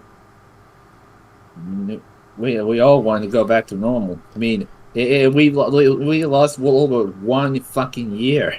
Yeah, and a lot of people are getting tired of it. Like I'm getting tired of looking at that whole situation and just wonder what the hell. And even more because of the whole gain of function research that Fauci got involved in. Like, holy shit, what hasn't this motherfucker hidden from us? When people say that Donald Trump was going to start this whole war, I mean that's what the projections were saying. Actually, no, this isn't gonna start the American Civil War. The results of the antibiotic vaccines will. I mean, I'm not an anti-vaxxer, but there are people who don't want to take the vaccine for obvious reasons. Yeah, because I know a lot of people don't want to take for a lot of good reasons. One, they don't want to. They don't trust. They don't trust it. They don't trust the fact that it's rushed out, despite the fact that there has been some. The research, from what I understand, goes as far as the original SARS. Yeah. In the early 2000s. Yeah. I mean, about things we should. The WHO is also to blame for the fact that they denied proper investigation to the whereabouts of how this shit happened in the first place, because they were bought by the Chinese. Yeah. In China, well, they want to hide it. They want to hide the whole thing. I know this is sounding like a conspiracy theory, but it's not a conspiracy theory at all. Yeah. But honestly, I have noticed that Puerto Rico has been getting. Now that I think about it, a lot of cases in Puerto Rico as of late, like a couple of weeks ago, have been fairly low, like 49 cases a day compared to a year ago. It used to be a lot more higher than 0.01% growth. And that's considering a lot of people are going to the beach nowadays. And not going to the beach, going to bars and everything. And now that I think about it, I did hear something in the news that the United States might not reach the herd immunity for the 4th of July. Yeah, a lot of people are doing the whole 4th of July thing because they want to go back to normal. They want to have their life come back to everything. Yeah, as a matter of fact, there's I was saying. I mean, I don't blame them if they don't trust Joe Biden. I don't trust that dude either. That man is.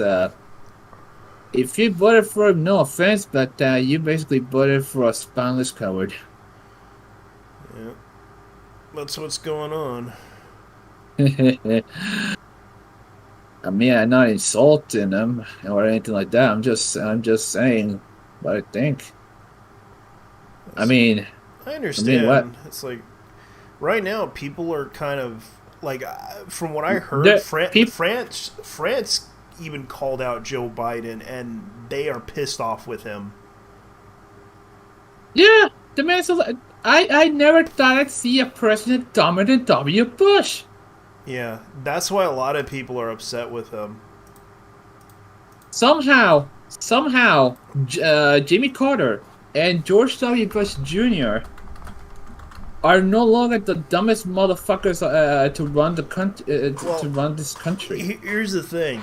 Here's the thing that pissed off the French. Like he basically was just laughing at them. I mean, Joe always calls stuff as condescending. I'm not surprised. Yeah, because from what I understand, like the French were pissed off with Joe. Like it was kind of funny. Let me look up the article.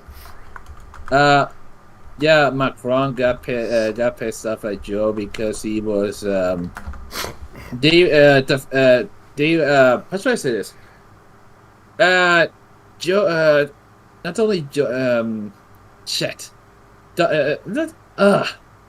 This guy cannot deal with a simple question regarding interviews. Yeah. At all. This man cannot deal with interviews. I mean, maybe it's to dementia or he's just a fucking asshole. But really, seriously, dude, you're coming off as a condescending piece of shit to the American people. Yeah. Now that being said, yeah, because let's see here. This is what it says right here. Marconi Biden has definitely convinced allies that the U.S. is. French President Emmanuel Marconi Saturday. President Joe Biden definitely convinced allies that the U.S. is backing praise. Trump's isolationist and first foreign policy agenda had frustrated some allies. It's like,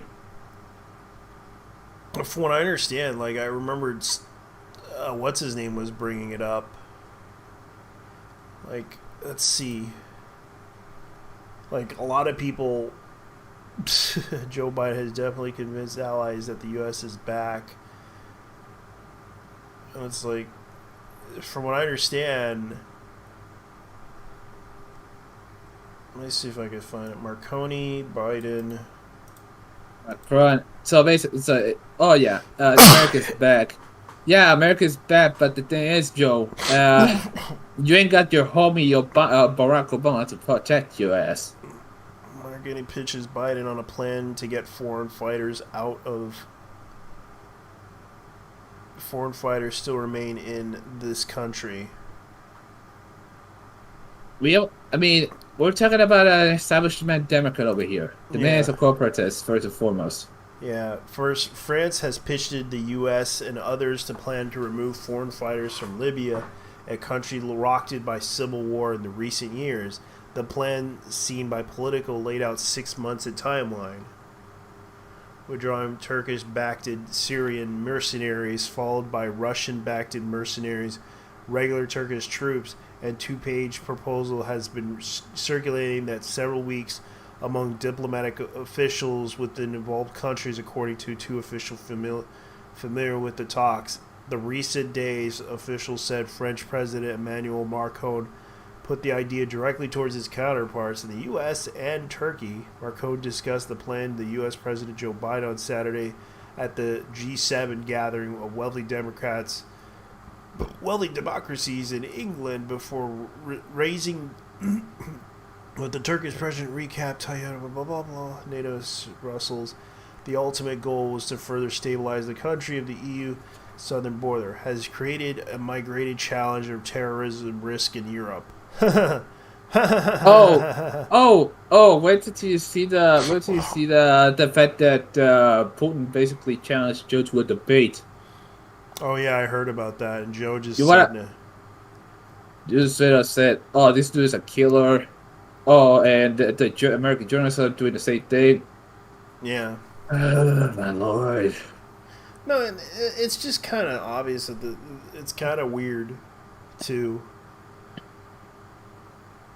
Turkey is equivalent to document draws between Turkish soldiers.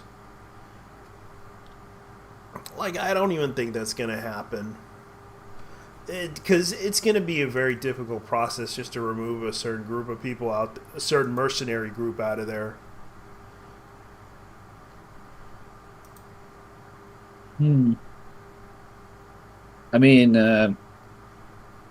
honestly, the dude is fucking spineless. I mean, he's basically the weak spot in the quad regarding the Pacific against China. But we want to talk about something else because honestly, we're not CNN, we're not Fox News. So yeah, we're not. We're practically more boring than Fox News and CNN. Now that being said, there was a heroes do that. That's funny. Heroes don't do that. DC Comics censors Batman and Catwoman scene. Another one? I remembered that thing. That was like... People are talking about Dungeons & Dragons Dark Alliance. I know what that is all about. I was seeing that... Go ahead. Yeah, apparently this was called Baldur's Gate, but they decided to call it Dungeons & Dragons Dark Alliance because originally it was originally known as Baldur's Gate. Oh, I remember that. Yeah, and it used to be a really big franchise that they decided to do the whole based on a book that I used to read. It was called the Icewind Dale trilogy, which was a really good book series that introduced Drizzt Do'Urden, the dark elf with the two swords, and a barbarian, and a okay, sorry, I'm kind of losing track here because my freaking nose is because I have a cold. What it is that the game is having issues, and it's no surprise that what's his name kind of brings up the fact that the game is really that bad, and they probably need to fix the game because a lot of people are pointing out that the game is really that bad. For what it's worth, it's not doing so well. There's a lot of bugs and there's a lot of issues with that game, and I would say for those who want to play this game, from what I understand, a lot of people are not very happy with the results of what this game is. As much as I like the Icewind Dale trilogy books and Drizzt Do'Urden series, and the fact that they Bruner is not gonna this whole series, the game's terrible. Man, I thought Cyberpunk 2077 had a massive shit show. Yeah, but it turns because out they re-released the game for some reason. Yeah, they re-released it and they found out that it won't work on PS4. Yeah, so it won't work on PS4. It's that bad because that's what it is, and the fact that they basically should have never released it on the PS4 or on the Xbox One. They could have just said, "Hey, we're going to release it on the PC, but we're going to release it on Pro. We're going to release it on Pro, and also we're going to release it on because we can't put it on those systems because it turns out the software and the hardware isn't working correctly on those games." They could have honestly admit to that and just said, "Hey, we've been having issues. This was basically made for PC. We tried to port it into the PlayStation, but we had some minor issues and problems." If they would have been brutally honest and told the truth, I understand that they had the games on gold, which basically means that they printed them out on all consoles, but they should have said, "Hey, we can't put this game out there. There's so many problems and issues. We don't want you to be upset. We understand that you pre-ordered the game, but I suggest you pre-order it and put it and play it on the PC instead, or on PlayStation 4 Pro, and also PlayStation 5, because but the problem is there is how are you gonna play this when there's a massive shortage of computer components? Yeah. And that's the truth. I actually played it on my original computer that I had a while back, and I managed to have fun with that game so much that I really liked it. But sadly, it could be played on a graphics card that is like 1650, and it ran pretty well. But I updated everything. I even updated my firmware on my computer. I even updated everything in order to play this game. I updated the firmware for the Windows. I updated everything that was being current. I even updated the BIOS on my computer to make sure it works. You know what's actually moronic about this? It wasn't exactly the fact that CD Projekt Red did such a bad job at saving face. It's the fact that the fucking consumers were the ones who were actually rushing them about it. Yeah, and there was also the fact that there were some people that also forced their hand, especially breaking it, also stealing from the warehouse and and streaming the game early before everyone else could get their hands on the game. That's what happened. Oh, you think that's bad? You think that's bad? Yeah. Do you have any? I'm gonna tell you something.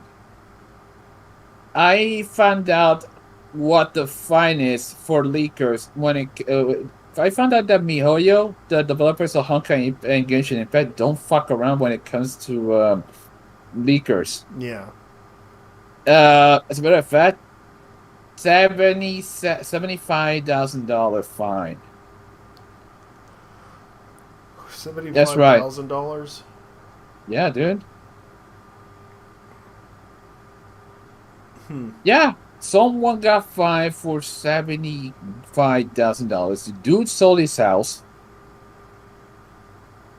and he still has. And that said leaker has to still pay 2/3. So he's basically in debt with those motherfuckers for the rest of his life, unless he gets a high-end job.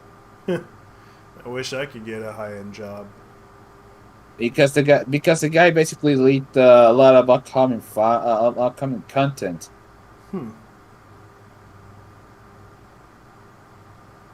It will. It's. I mean, I found out about this. Found out about this today. I was like, damn, son. Wow, man, that's that got man. Imagine being fucked. Like, imagine getting fucked for leaking a video game. Oh yeah.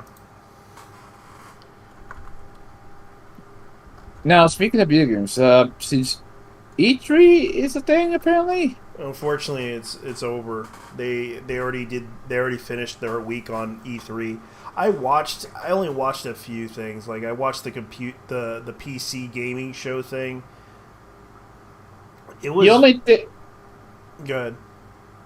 The only thing I saw was the trailer for Forza Horizon 5 in Mexico, baby. I know. I kind of thought it was hilarious that they did the whole Mexican theme type of thing. Like, we're going to Mexico. We're going to go ahead and drive around and party.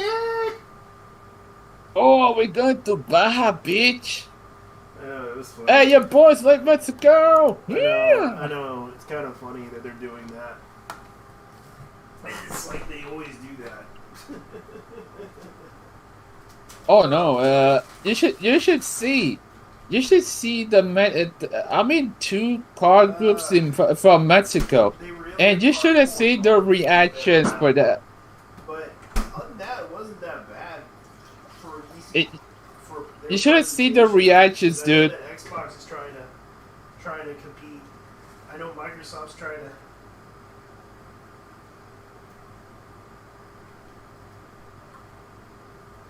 Oh, dude. You should have seen a couple of cargoes from Mexico, and you should have seen the reactions. Like, they were asking, "Hey, what the fuck are the Nissan Surus and shit? What the fuck are the narcos and all that? Oh man, what the narco? Where's the narco DLC pack? I don't know. Because that straight up looks like Sinaloa."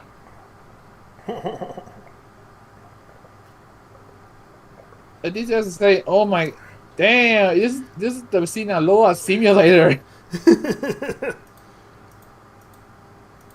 They could try.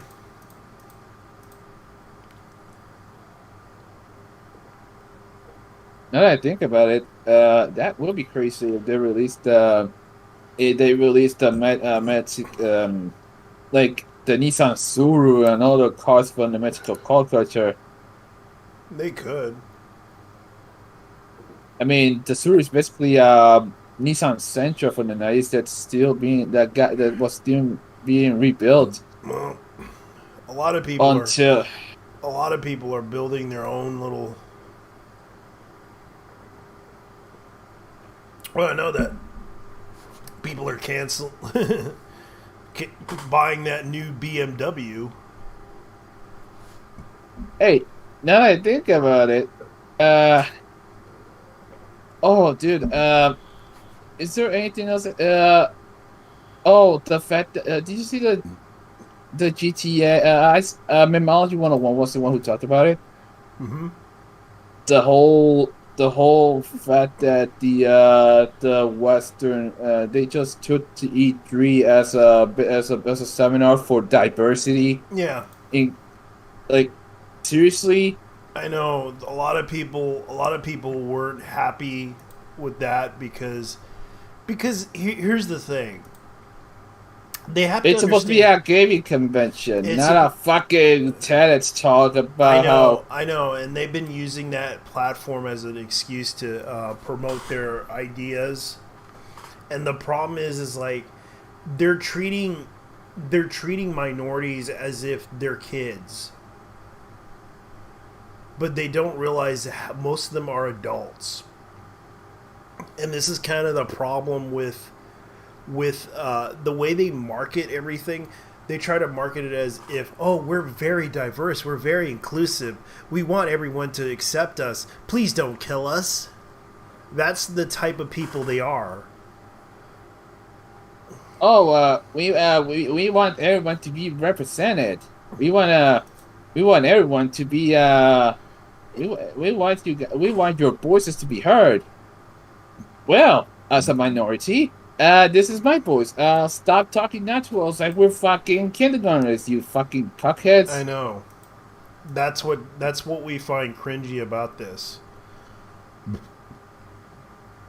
It's like, look, we understand you want us to be nice about this, and you want us to play the niceness thing. It's like, look, we understand you're trying to avoid any.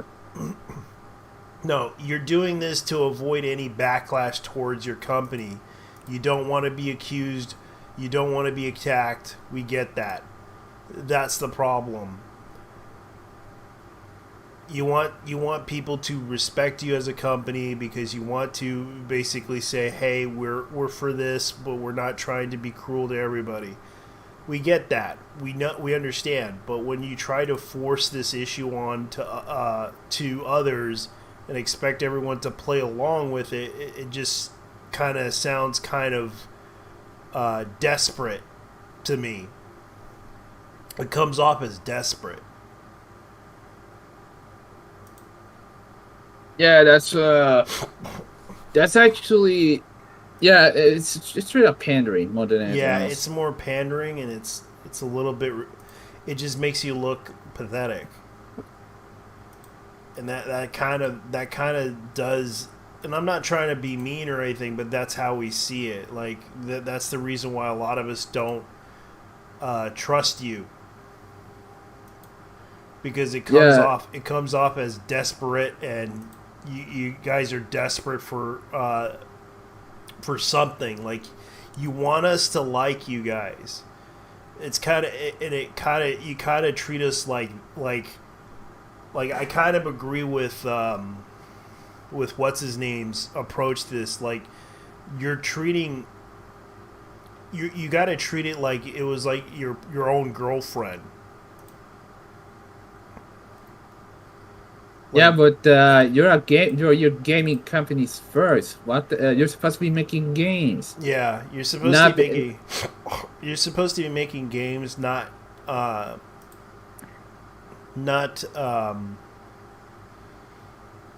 personal attacks on people. Like you're going off on the community, and you're going off on people that you don't know, and it comes off as very like you're trying to market yourselves as you're the good guys, but really you're not, because we heard about some of the stuff that happens, like especially because you're trying to hide. It seems like whenever like a company tries to do like, oh, we're for diversity and everything, but when we find out that you did something totally horrible behind the scenes and it got exposed to the community, you guys basically are trying to hide it. Like it seems like you guys are trying to hide those things from being revealed. Oh, we're for diversity. We're not racist. And that's your go-to PR thing. That's basically you're trying to hide from the criticisms that are being made against you that are possibly going to happen in the near future. That's why you're doing this. Yeah, the crazy thing is these are the same people who believe that they can do no wrong, but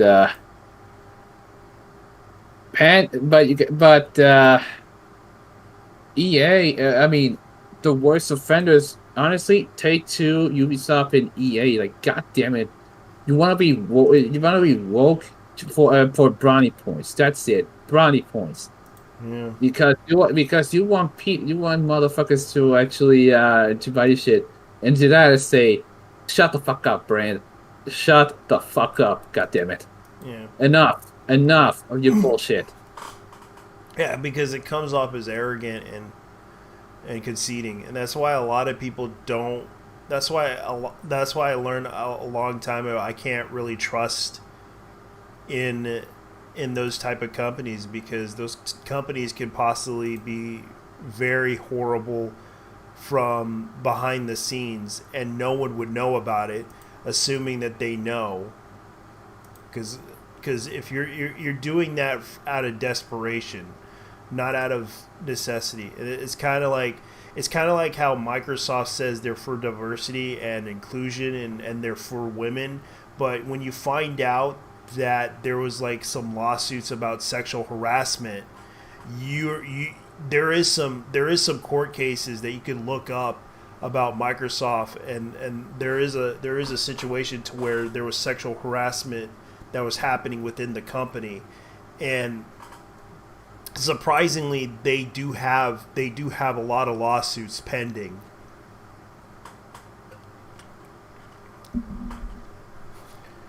Not just Microsoft, but also Nintendo and Sony, and yeah, there's also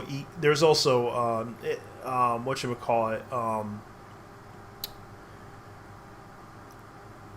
what's that one company? Oh yeah, Activision Blizzard.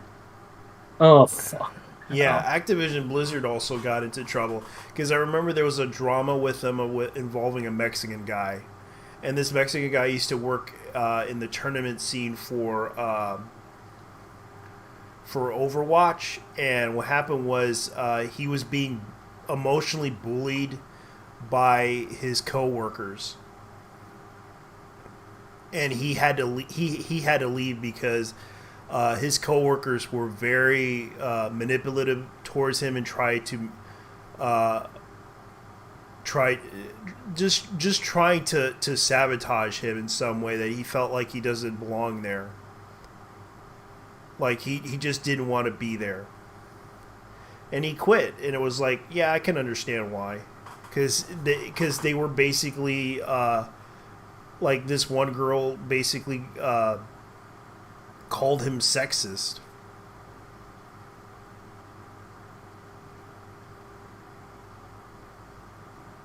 And that's what happened. And it's like, and a lot of people don't realize, like, there was also the incident with, what should we call it? Wizard of the Coast, where a black guy basically felt like, yeah, they weren't letting me put in some ideas. They were listening, but at the same time, they didn't want to put in the ideas that I did, and I just left. They even ripped off some ideas from him, too. Like, he tried to talk to some people saying, hey, I want to do this for this game. Can I insert this into the game? Like, yeah, sure.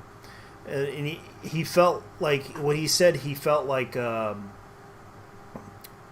my understanding, he felt like a token black guy working at the job. That's what happened. And he basically left Wizards of the Coast because of that. Because they weren't really, they didn't know what to do with him at the job.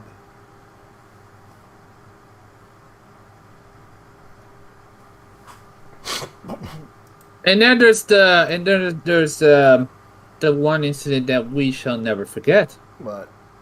BlizzCon. Oh yeah, BlizzCon. That was another thing that happened that was so ridiculous. Yeah, a bunch of people got banned because they were representing Taiwan, and Blizzard, well, they're owned by the Chinese. So, yeah, never forget what happened in BlizzCon in 2019, and that's the reason why I have them on a boycott. I don't. Unfortunately, my nephew wants to try out Call of Duty Warzone.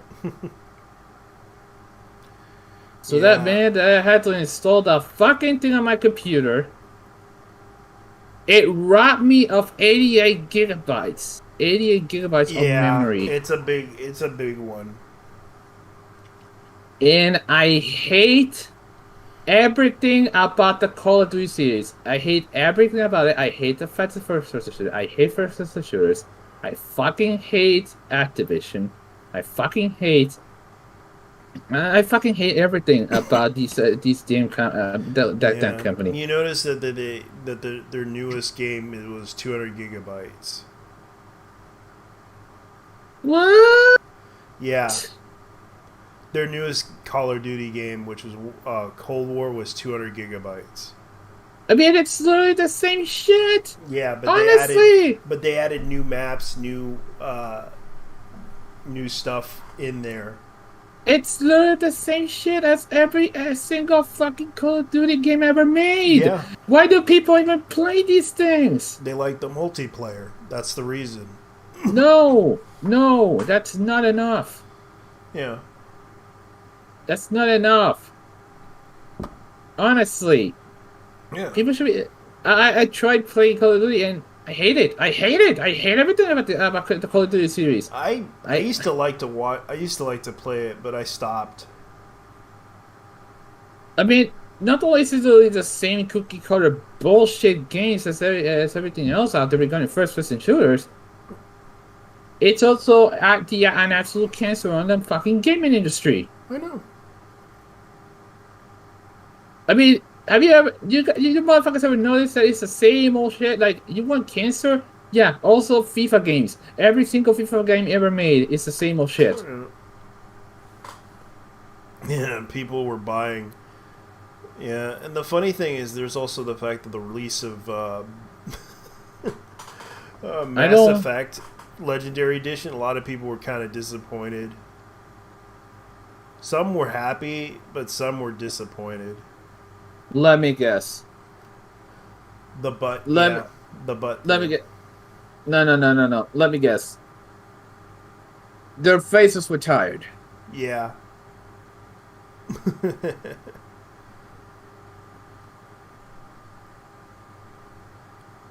I can't even watch this shit anymore. Honestly, regarding, I just wish Activision Blizzard nothing but obliteration, destruction. I wish these motherfuckers suffered a terrorist attack. Honestly, I stopped playing World of Warcraft because I wasn't having really any fun. I wasn't able to get. I couldn't even find any time to have fun anymore because I was mostly just playing like BattleTech. Actually, no, not BattleTech. I mean, MechWarrior 5. But I can't find anybody to play with, especially with the online feature they have for Steam. It's like you have to add people in order to play it. They don't have like an online thing for it. And I'm just like, you know what? They should make a... It's... If there's a game that drove me to depression last year, it was Fortnite. Fortnite? Yeah. Yeah. I could not play Fortnite. Don't. It's a massive cringe fest. Yeah. Especially the current season. They have Rick from Rick and Morty in Fortnite. Yeah. When I saw Lara Croft and all these other characters in Fortnite, I was like, you know what? That's it. I'm done. I know. I am fucking done. I could not. I'm fucking done. I'm tired of this goddamn game. Hell, I stopped. I stopped because it was like the reason why I wanted to avoid. I wanted to avoid all the drama surrounding around whatchamacallit, Epic Games, because I was still pissed off with them over MechWarrior 5. And you should see the Genshin community. Holy fucking shit! These people are next level. Yeah. Well, it's because the reason why, because they basically made MechWarrior 5 an exclusive on Epic Games, and a lot of people were pissed off with them because of the fact that they were waiting for this game to come out, and it got taken away from them because most people would rather play on Steam than play on other platforms. And it got taken away because a lot of people wanted on Steam because it was more supportive of easier to support, especially getting like the mod support for the game. You can easily download some of the mod support if they upload some of the content for it. Oh, you want to see something crazy? Okay, let me show you something real quick. Mm-hmm. The Twitter and Reddit basically ruined the video game industry. Yeah. And you might want to take a look at this shit. It's from Hirohei. Hirohei? Alright, hold on. Let me look it up. You cannot be an artist on those two platforms.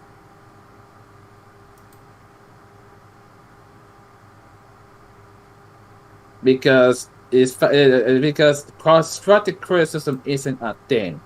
It has to be Thank their you, way Devontae and no one Master Goku else's. for the tags. Here's the first tweet from the artist Cravat. She says, just remember, before I mean, yeah, you the post arm your is art on wonky. Reddit, to brace I yourself. can agree with and you can that. see right here, she posted this But art of you Jean you over could on at our least, Genshin done Impact, as a and the art is criticism great. It's very cute, regarding very Jean, nice, but very goddamn, summery dude. art. But of course, it's Reddit, imagine so people are going to getting find a banned reason to be for upset. In this showcasing your case, they're artwork on upset Reddit. because of her arms, or her right arm specifically. You can see numerous comments complaining about the arm/arms, or also the armpit apparently. It seems some people in the thread were saying that it was rude and hurtful to call out the arms like that. And then you have a Redditor making a whole freaking paragraph defending why that's not rude and why the art should be better. I mean, only on Reddit, man. I'm half kidding, but you do see on Twitter people leaving mean tweets, but on Reddit, they'll oftentimes write freaking paragraphs. Like anecdotally, months back, this person on Reddit was so mad with a video that I made, they literally wrote an essay about why they were so angry. Sounds like Back to autism. Crave's tweet, she has over 39,000 likes on this one. And again, if you do want to see the art one more time to take a look at that arm that Reddit's so offended with, well... Okay. I don't have a problem with it. I understand the arms are a little bit short, but it's not that bad. It does fit the breast size. Yeah, it's pretty. It's you can tell by the. Okay, I'll show you the art.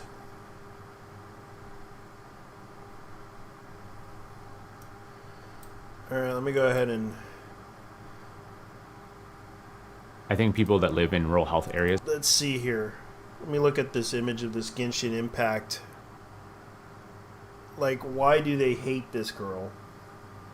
Alright, I'm going to show you guys, ladies and gentlemen, the anger towards her. And I'm going to go ahead and try to skip this. You can see right here the art. Oh, Jesus, come on. Alright. You can see right here, the arms right here. It looks okay, but a lot of people are criticizing the arms being a little bit too... but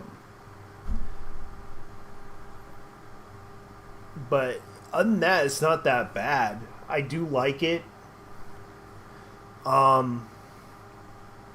know that they can be a little bit hypocritical about it, but other than that, the arms are a little bit off, but it's not that bad. It just he is doing. She is. It was a chick who was drawing. It was I could see that she did okay with it. It's not like she is doing the right way of the anatomy. Like she's just trying to make a pose like this, but most perspective is a very difficult concept. Yeah, it's a very difficult concept, and I'm not saying it's bad.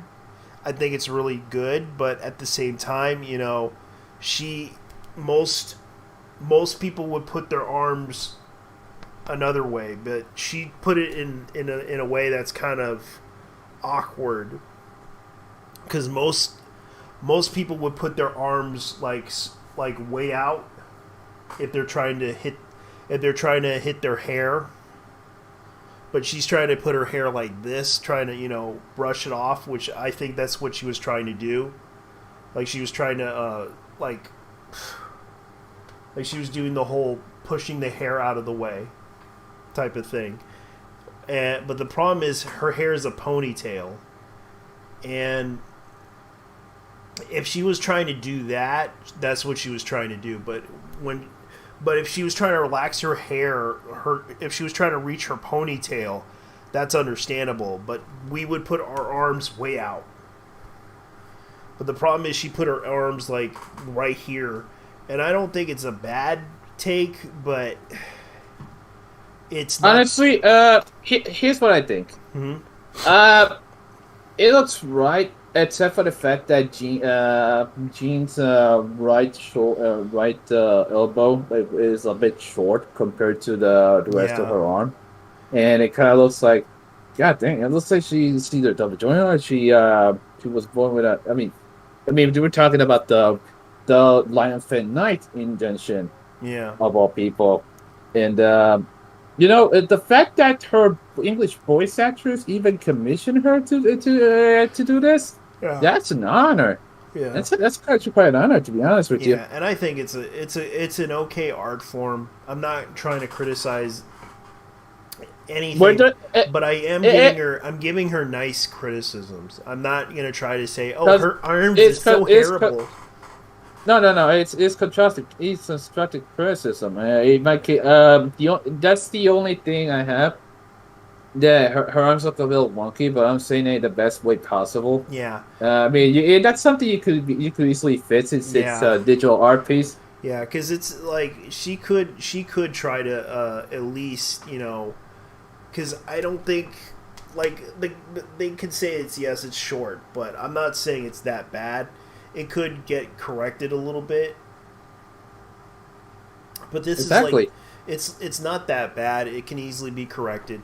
And it's like the problem is like you could put the arms way out because most people if she was trying to do the whole brush the hair off type of thing, most people would not put their hair like using they usually use their wrists, and she used her wrist to put it backwards.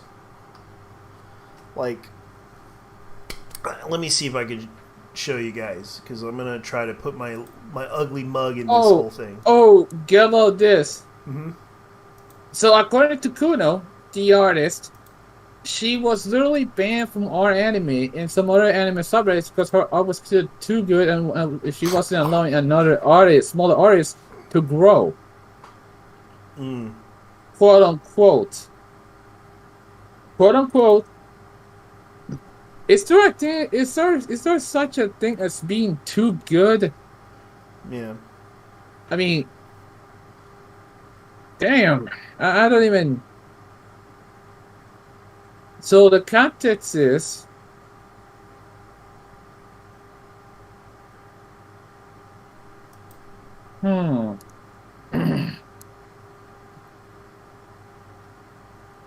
Let's see. But banning her from fucking. But banning crap. I found out was interesting. The dude who made the last comment actually.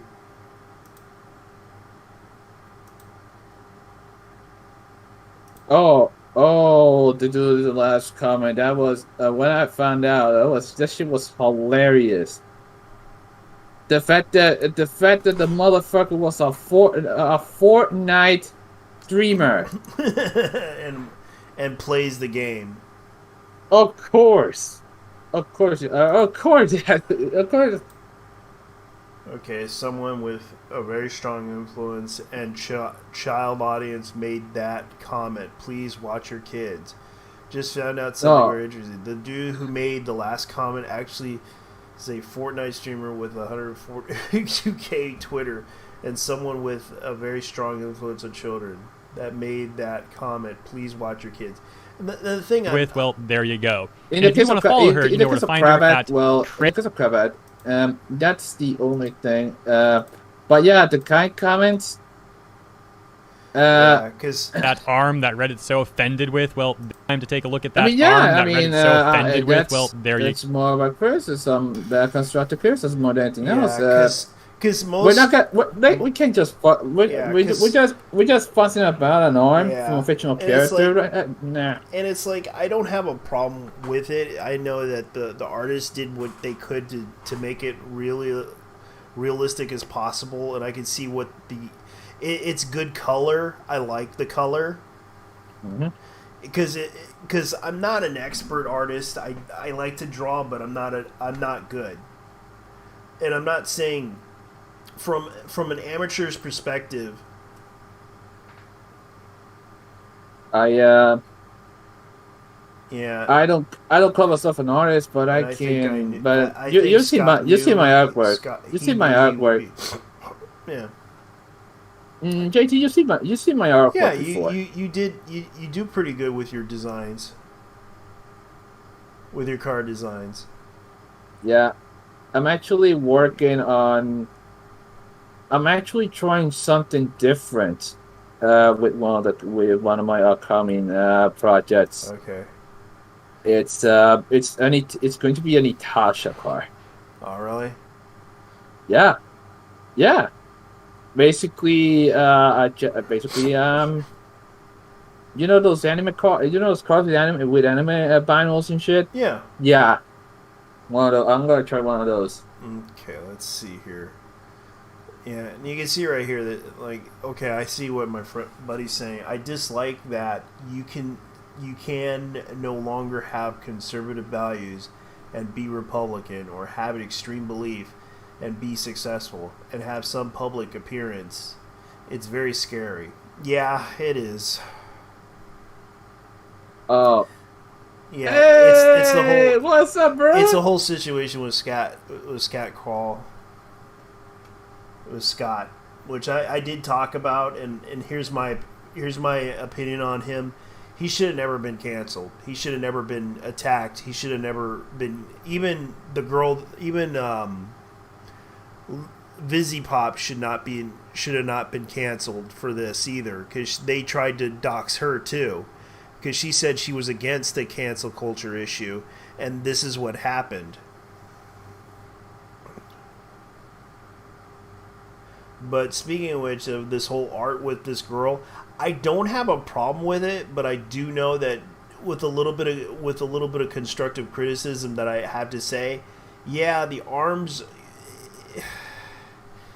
it's a little bit short, and yes, and I'm not going to try to, disrespect the artist. I know the artist did okay. I'm not saying it's bad. It's just most arms would not do that unless they're trying to reach something. That's very difficult to do regarding perspective. Yeah. And also the vanishing point. I have serious vanishing point issues myself, and I know what it's like. But yeah, you can't even. Oh, and then some. You know what? I have a feeling these motherfuckers belong on the sixth circle of hell regarding doxing people. Yeah. Because I am not kidding. I got a revelation that I almost got doxed myself. Yeah. Yeah, some dude. I almost got doxed once. Yeah. Yeah. Because I was friends with because one of my friends. Because the dude had a serious vendetta against people from the quote-unquote authoritarian right, which a couple of my friends are from. Yeah, dude, this progressive dude even made a page doxing people. We even reported it. It was on Facebook. Yeah. That dude was a fucking mess. Yeah. And this is going to happen because a lot of people are going to get it. Like, that's their last desperation of it. And it's like, that's what's going on. A lot of people don't understand that. It's like, that's what's happening. And it's like, they kind of think this is an issue. And it's like, yeah, that's what's going on. All right, there we go. I have a feeling that Scott was an easy target because of his Christian values. Yeah. I mean, I understand. That the man.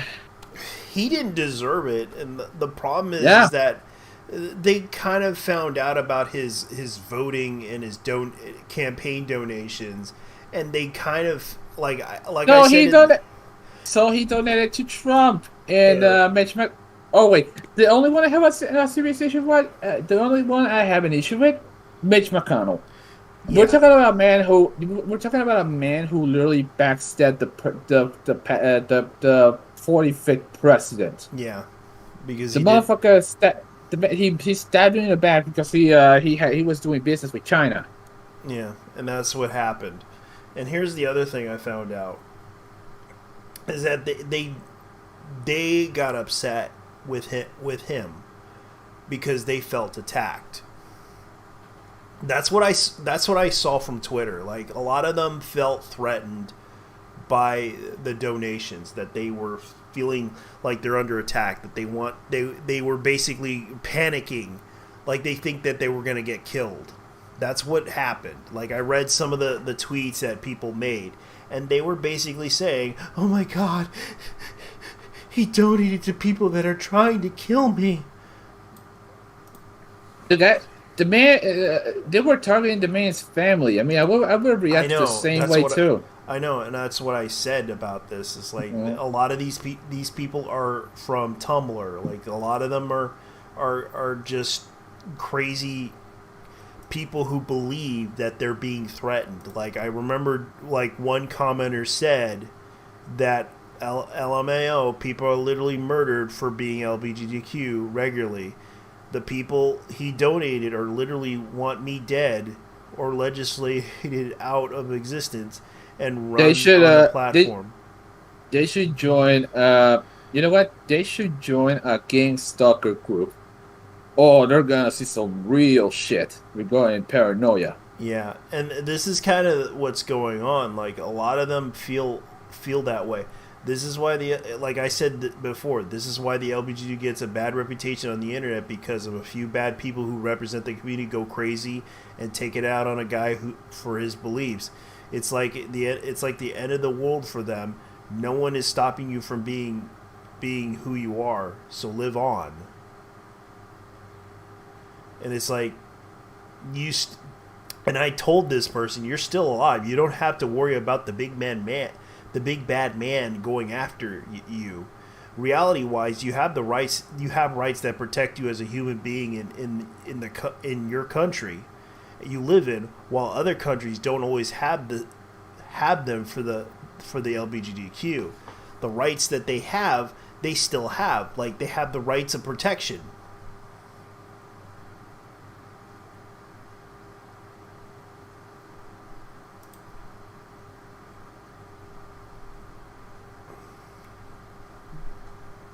Like, they have the rights of protection, but they went after Scott and basically tried to cancel him for this.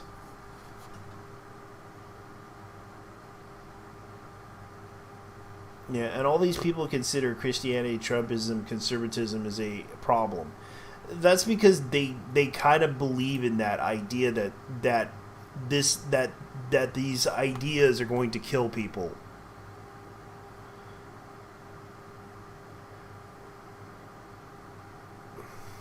Oh yeah, of all things, Trump was actually pro-LGBT. Yeah. Like, straight up. I mean, remember what happened in the remember what happened after the election? He said that he would protect them from this type of incident because the fact that the shooting kind of happened. Yeah, the Pulse shooting. Yeah. Yeah, no, and their coloradas, what were they doing? They were advertising Bernie and Hillary were advertising that their political career. Their political. Oh fuck! I'm being retarded tonight. They didn't give a shit. Yeah. They didn't give a shit compared to Donald. Yeah. And that's the problem with him. It's like it turned into a big debate on whether or not they who's right and wrong, who's the person that should be. But so there is someone who I will put as anonymous who go like this. Some dude dreamt that he was being ass raped by Donald Trump. I am not kidding. I know a lot of those people believe that they're oh my God, Trump is plotting to even I remember some of those fan fiction writers were like literally saying that Trump is literally coming to my house and trying to kill me. And I was laughing about it. I was like, what is he gonna do? All he's gonna do is he's gonna sit in the White House while you complain inside your house, worrying about that he's going to kill you.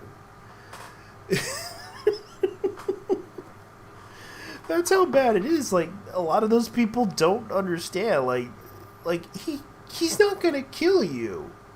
How is he going to sit? If he's going to ask the FBI to come to your house and then tried to arrest you, and then come and bring you to the White House just to get ass raped by him. That's kind of impossible to do. I wish someone in the LGBTQ could explain that to me. How is that going to be possible? Because I would like to know. Because if Donald Trump is perfectly capable of rallying all of you together and bringing them to his White House, and then because I would like to hear that, because unfortunately that could be possible. Yeah, as a matter of fact, we're going to. Yeah, it was actually one of the rare instances where Chick-fil-A actually opened on a Sunday. Yeah, let's see. Like, gay people were never killed by an executive order under Trump. These are the past 4 years he got elected. I know, and a lot of them believe in that conspiracy that Donald Trump was plotting to kill them. I'm not kidding. That's what I heard from a lot of these people. Lazy Boy and I are well aware of that shit. I know, because they keep telling the community, like, oh my god, Trump is plotting to kill us all. Like, that's the whole point of it. But like, it's not like he was there doing this stuff. It's like they were trying to say, they were basically trying to discredit him. That's what they were trying to do.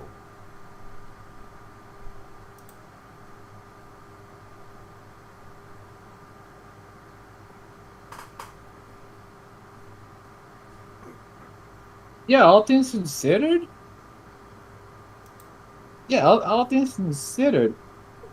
They really blew shit out of proportion. Yeah. Like, you can look at it like Trump. So I'm reading this. Hell, I remember going to like Key West for the first time. We were going for fishing, and at the same time they were having a pride festival. I swear everything had pro Trump and pro LGBT stuff. Yeah. Well, ironically enough, he was. Well, let's be honest. The man was actually a Democrat back in the day, like established, before joining independent, and then becoming a populist Republican. Yeah, and here's the tweets. Like, this is something that I'm going to show you guys. Why is Trump, the Republican Party, trying to kill us? I know not all of us are wealthy, and many of us in the non-white, Christian, non-Christian, are LGBTQ. Some of us are not pretty or handsome, but come on, those aren't reasons to kill us, are they? Like, that's what they were. Trump is killing us. Oddly enough, I never actually seen a single. I never actually seen a single instance of the man being homophobic. Yeah. Looking back, at all. Yeah, he wants people to in church to hear their pastor tell them what a great guy Trump is. He's anti-woman equality, LGBTQ choice, education. He needs the religious leaders in the country to sell the souls of their conglomerates, to kill them trying to get reelected. And this is the type of conspiracy that they're going so far to go. Like, this is how far it goes. Like, in 2020, this is what people believe, that Trump is killing. Like, this is the type of problems that they're trying to go after.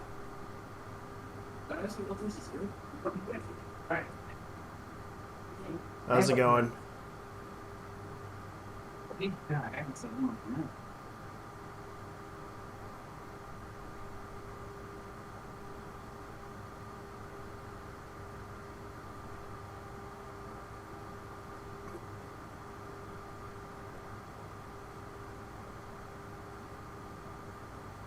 How's it going? And that's what's going on. Like, people are trying to insinuate this issue.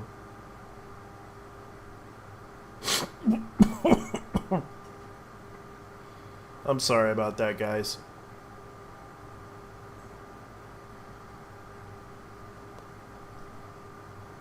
I haven't really said much of anything lately. I've been busy with work. I've been tired. Well, I'm gonna go ahead. I gotta clock out. Go to bed.